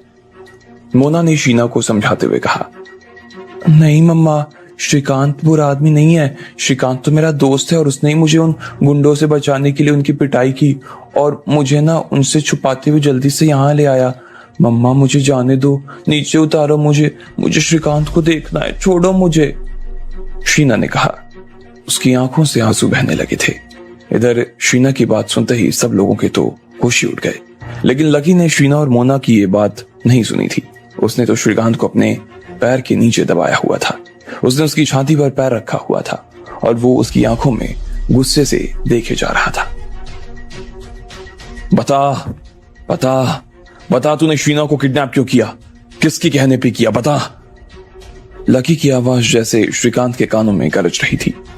नहीं, मैंने उसे किडनैप नहीं किया था, बल्कि मैंने तो उसे किडनैप होने से बचाया था। श्रीकांत कराहते हुए लकी के सामने हाथ जोड़ने की कोशिश कर रहा था, लेकिन इससे पहले कि वो अपने हाथ उठाने की कोशिश कर पाता, उससे पहले ही लकी उसके हाथों को अपने पैरों से रोक देता। वो उसकी आंखों में वैसे ही गुस्से के साथ देख रहा था और उसने फिर से श्रीकांत के ऊपर बरसते हुए कहा, फिर से झूठ बोल रहा है तू, मुझसे झूठ बोल रहा है। लकी सिर्फ इतने पर ही नहीं रुका था और उसने उसके ऊपर एक लात जमा दी। लकी का सच निकलवाने का ये तरीका इस वक्त किसी जल्लाद से कम नजर नहीं आ रहा था। उन दोनों ही पुलिस वालों ने लकी को बीच में आकर रोक दिया और उन्होंने श्रीकांत से पूछताछ करना शुरू कर दिया। अगर लकी और 10 मिनट भी उससे कुछ पूछता तो शायद उसकी वो जान ले सकता था, लेकिन जब पुलिस वाले भी उससे बात करने की कोशिश कर रहे थे और उससे सवाल जवाब कर रहे थे, तब भी श्रीकांत वही कह रहा था कि उसने शीना को किडनैप नहीं किया, बल्कि किडनैप होने से बचाया था। ठीक इसी वक्त उनमें से एक पुलिस वाले का फोन बज उठा। जय हिंद सर। सर, जी सर, ठीक है सर, ओके सर, उस पुलिस वाले ने कहा और फिर श्रीकांत को छोड़ दिया। ये आदमी सही कह रहा है, कैमरे में भी यही दिखाई दे रहा है। इस आदमी ने उन दोनों आदमियों को मारा था और उनसे बचाकर वो शीना को यहाँ लेकर आया था। पार्क में भी उसकी शीना को नुकसान पहुंचाने की कोई मंशा नजर नहीं आ रही थी और जब उसने हमारे आने की आवाज सुनी तो वो शीना को बचाने के लिए उसे अपने साथ झाड़ियों में छुप गया लेकर। जब लकी और मोना ने पहले पुलिस वालों की बात सुनी और फिर शीना का चेहरा देखा तो वो दोनों समझ गए थे कि जरूर उनसे कोई गड़बड़ हो गई थी और वो श्रीकांत को गलत समझ बैठे थे। इधर मोना ने शीना को आखिरकार अपनी गोद में से नीचे उतार दिया था और वो सीधा भागते हुए श्रीकांत के पास पहुंच गई थी। श्रीकांत, तुम ठीक तो हो ना? तुमको गोली जोर से लगी क्या? बताओ मुझे, तुम्हें खून आया क्या? शीना ने पूरी तरह से जांच पड़ताल करते हुए कहा। नहीं बच्चा, तुम चिंता मत करो। पुलिस ने जो गोली मारी थी ना, वो सारी नकली गोलियां थी और इसलिए ना तो मुझे चोट लगी और ना ही खून आया। श्रीकांत ने शीना को प्यार से समझाते हुए कहा। उसे देखकर कोई भी नहीं कह सकता था कि श्रीकांत इतनी प्यार से बात कर सकता था। नकली गोली जैसी कोई चीज होती है क्या? शीना ने पूछा। उसका ध्यान अचानक से भटक गया था। वो पुलिस वालों के पास गई और उनके पास जाकर उनसे पूछा, पुलिस सर, क्या आप मुझे 2-4 नकली गोली दे सकते हो क्या? मैं भी नकली गोली देखना चाहूंगी। वो कैसी दिखती है और उसका रंग कैसा है? जब पुलिस वालों ने शीना के मुंह से इस तरह की बात सुनी तो उन्हें समझ आ गया कि वो मानसिक रूप से ठीक नहीं थी बल्कि अलग थी। वो शीना की तरफ देखकर मुस्कुराने लगे, उससे थोड़ी इधर उधर की बात करने लगे। फिर वो लोग लकी और मोना की तरफ पलटे और बोले, आप दोनों को स्टेटमेंट देने के लिए पुलिस स्टेशन आना पड़ेगा। लकी ने उसके लिए तो हाँ कर दी थी, लेकिन जब उसने शीना को श्रीकांत के साथ खुश देखा तो वो और ज्यादा कंफ्यूज हो गया था। उसे समझ नहीं आ रहा था कि आखिर श्रीकांत किस तरह का आदमी था और उसने मास्क क्यों लगा रखा था। मास्क लगा होने की वजह से उसका चेहरा साफ नजर नहीं आ रहा था। श्रीकांत, क्या तुम अपनी मास्क हटा सकते हो? मैं बस एक बार के लिए तुम्हारा चेहरा देखना चाहती हूं। शीना ने बड़े ही प्यार से श्रीकांत से कहा। नहीं, अगर तुम मेरा असली चेहरा देख लोगी तो तुम्हें मुझसे डर लगने लगेगा, श्रीकांत ने कहा। वो शीना की बात सुनकर एक बार के लिए तो चौंक गया था और फिर मारे डर के उसने अपने कदम पीछे खींच लिए थे। अरे नहीं, कोई बात नहीं है, प्रॉमिस, मैं तुम्हारा चेहरा देखकर नहीं डरूंगी और ना ही कुछ कहूंगी। मैं बुरा मुंह भी नहीं बनाऊंगी, बस एक बार के लिए मुझे तुम अपना चेहरा दिखा दो ना। शीना ने श्रीकांत का हाथ अपने दोनों हाथों में पकड़ लिया था। उसने श्रीकांत का हाथ इस तरह से पकड़ा था जैसे वो उससे भीख मांग रही हो। श्रीकांत उसकी मासूम सी आंखें को देख रहा था और थोड़ी ही देर बाद जब वो उसकी आंखों के सामने अपनी आंखों के साथ टिक नहीं पाया तो उसने कहा, ठीक है। शीना उसकी हाँ सुनकर पागलों की तरह हंसने लगी थी। उसकी आंखें अब बस श्रीकांत के मास्क पर ही जाकर टिक गई थी और वो देखना चाह रही थी कि आखिर इस मास्क के पीछे ऐसा क्या था जो श्रीकांत उससे हमेशा छुपा कर रखता था। लकी और मोना को भी इस बात का इंतजार था और वो कोने में खड़े होकर वही देख रहे थे। वो खुद भी श्रीकांत में बहुत ज्यादा दिलचस्पी रखते थे। इधर श्रीकांत ने एक बार के लिए वहां खड़े सभी लोगों की आंखों में देखा और फिर अपने चेहरे पर से धीरे से मास्क हटाकर अपना असली चेहरा सब लोगों को दिखाने लगा। अरे बाप रे, ये क्या है? शीना ने जैसे ही श्रीकांत का चेहरा देखा तो अंदर तक घबरा गई थी। उसने अपनी आंखें बंद कर ली। यही हाल खुद मुना का भी था। उसने भी जैसे ही श्रीकांत का असली चेहरा देखा तो उसने भी अपनी आंखें बंद कर ली और लकी का हाथ कसकर पकड़ लिया। मोना ने भी शीना की ही तरह अपने कभी सपने में नहीं सोचा था कि श्रीकांत असलियत में ऐसा लगता था। उसके चेहरे पर सफेद रंग के दो बड़े गोले बने हुए थे। उसकी उल्टी आंखों के नीचे एक बैंगनी रंग का निशान बना था। उसके चेहरे पर ये दो रंग उसके चेहरे को बहुत खतरनाक और डरावना बना रहे थे, लेकिन किसी को समझ नहीं आ रहा था कि आखिर ये सब हुआ कैसे था। देखा, मैंने कहा था ना कि तुम डर जाओगी। मैंने तुम्हें आखिर डरा ही दिया ना। जब श्रीकांत ने शीना, मोना और बाकी लोगों का हाल देखा तो वो समझ गया था कि उन्हें उनका चेहरा बिल्कुल भी अच्छा नहीं लगा। वो निहायत ही डरावना नजर आ रहा था और इसी वजह से श्रीकांत को भी अपने ऊपर शर्म महसूस हो रही थी। श्रीकांत ने बिना देर किए ही अपने चेहरे के ऊपर मास्क पहन लिया। तुम वही हो ना जो दिल्ली यूनिवर्सिटी से ही मेरा पीछा करते हुए आ रहे थे? लकी को अचानक से ही याद आ गया। वो दिल्ली यूनिवर्सिटी से जब निकला था तो उसे याद था कि कुछ गड़बड़ तो उसके साथ हुई थी, लेकिन वो समझ नहीं पा रहा था कि वो क्या था। लेकिन अब उसे समझ में आ रहा था कि श्रीकांत उसका पीछा कर रहा था और यही चीज उसे गड़बड़ लग रही थी। हाँ, मैं ही था, श्रीकांत ने हाँ में से हिलाते हुए कहा। वो इस बात से काफी उदास नजर आ रहा था। इधर शीना ने भी जब श्रीकांत का चेहरा देखा तब से उसने अपने आप को मोना के पीछे ऐसे छिपा लिया था कि वो उसके पीछे से बाहर निकलने का नाम नहीं ले रही थी। लेकिन उसके मुंह से हाँ सुनने के बाद इधर लकी के मन में अब ढेर सारे सवाल जाग गए थे। उसे समझ नहीं आ रहा था कि आखिर श्रीकांत उसका पीछा क्यों कर रहा था। क्या वो उससे बदला लेने की सोच रहा था या फिर वो उससे कुछ कहना चाहता था? आपको क्या लगता है, क्या होंगे इन सभी सवालों के जवाब?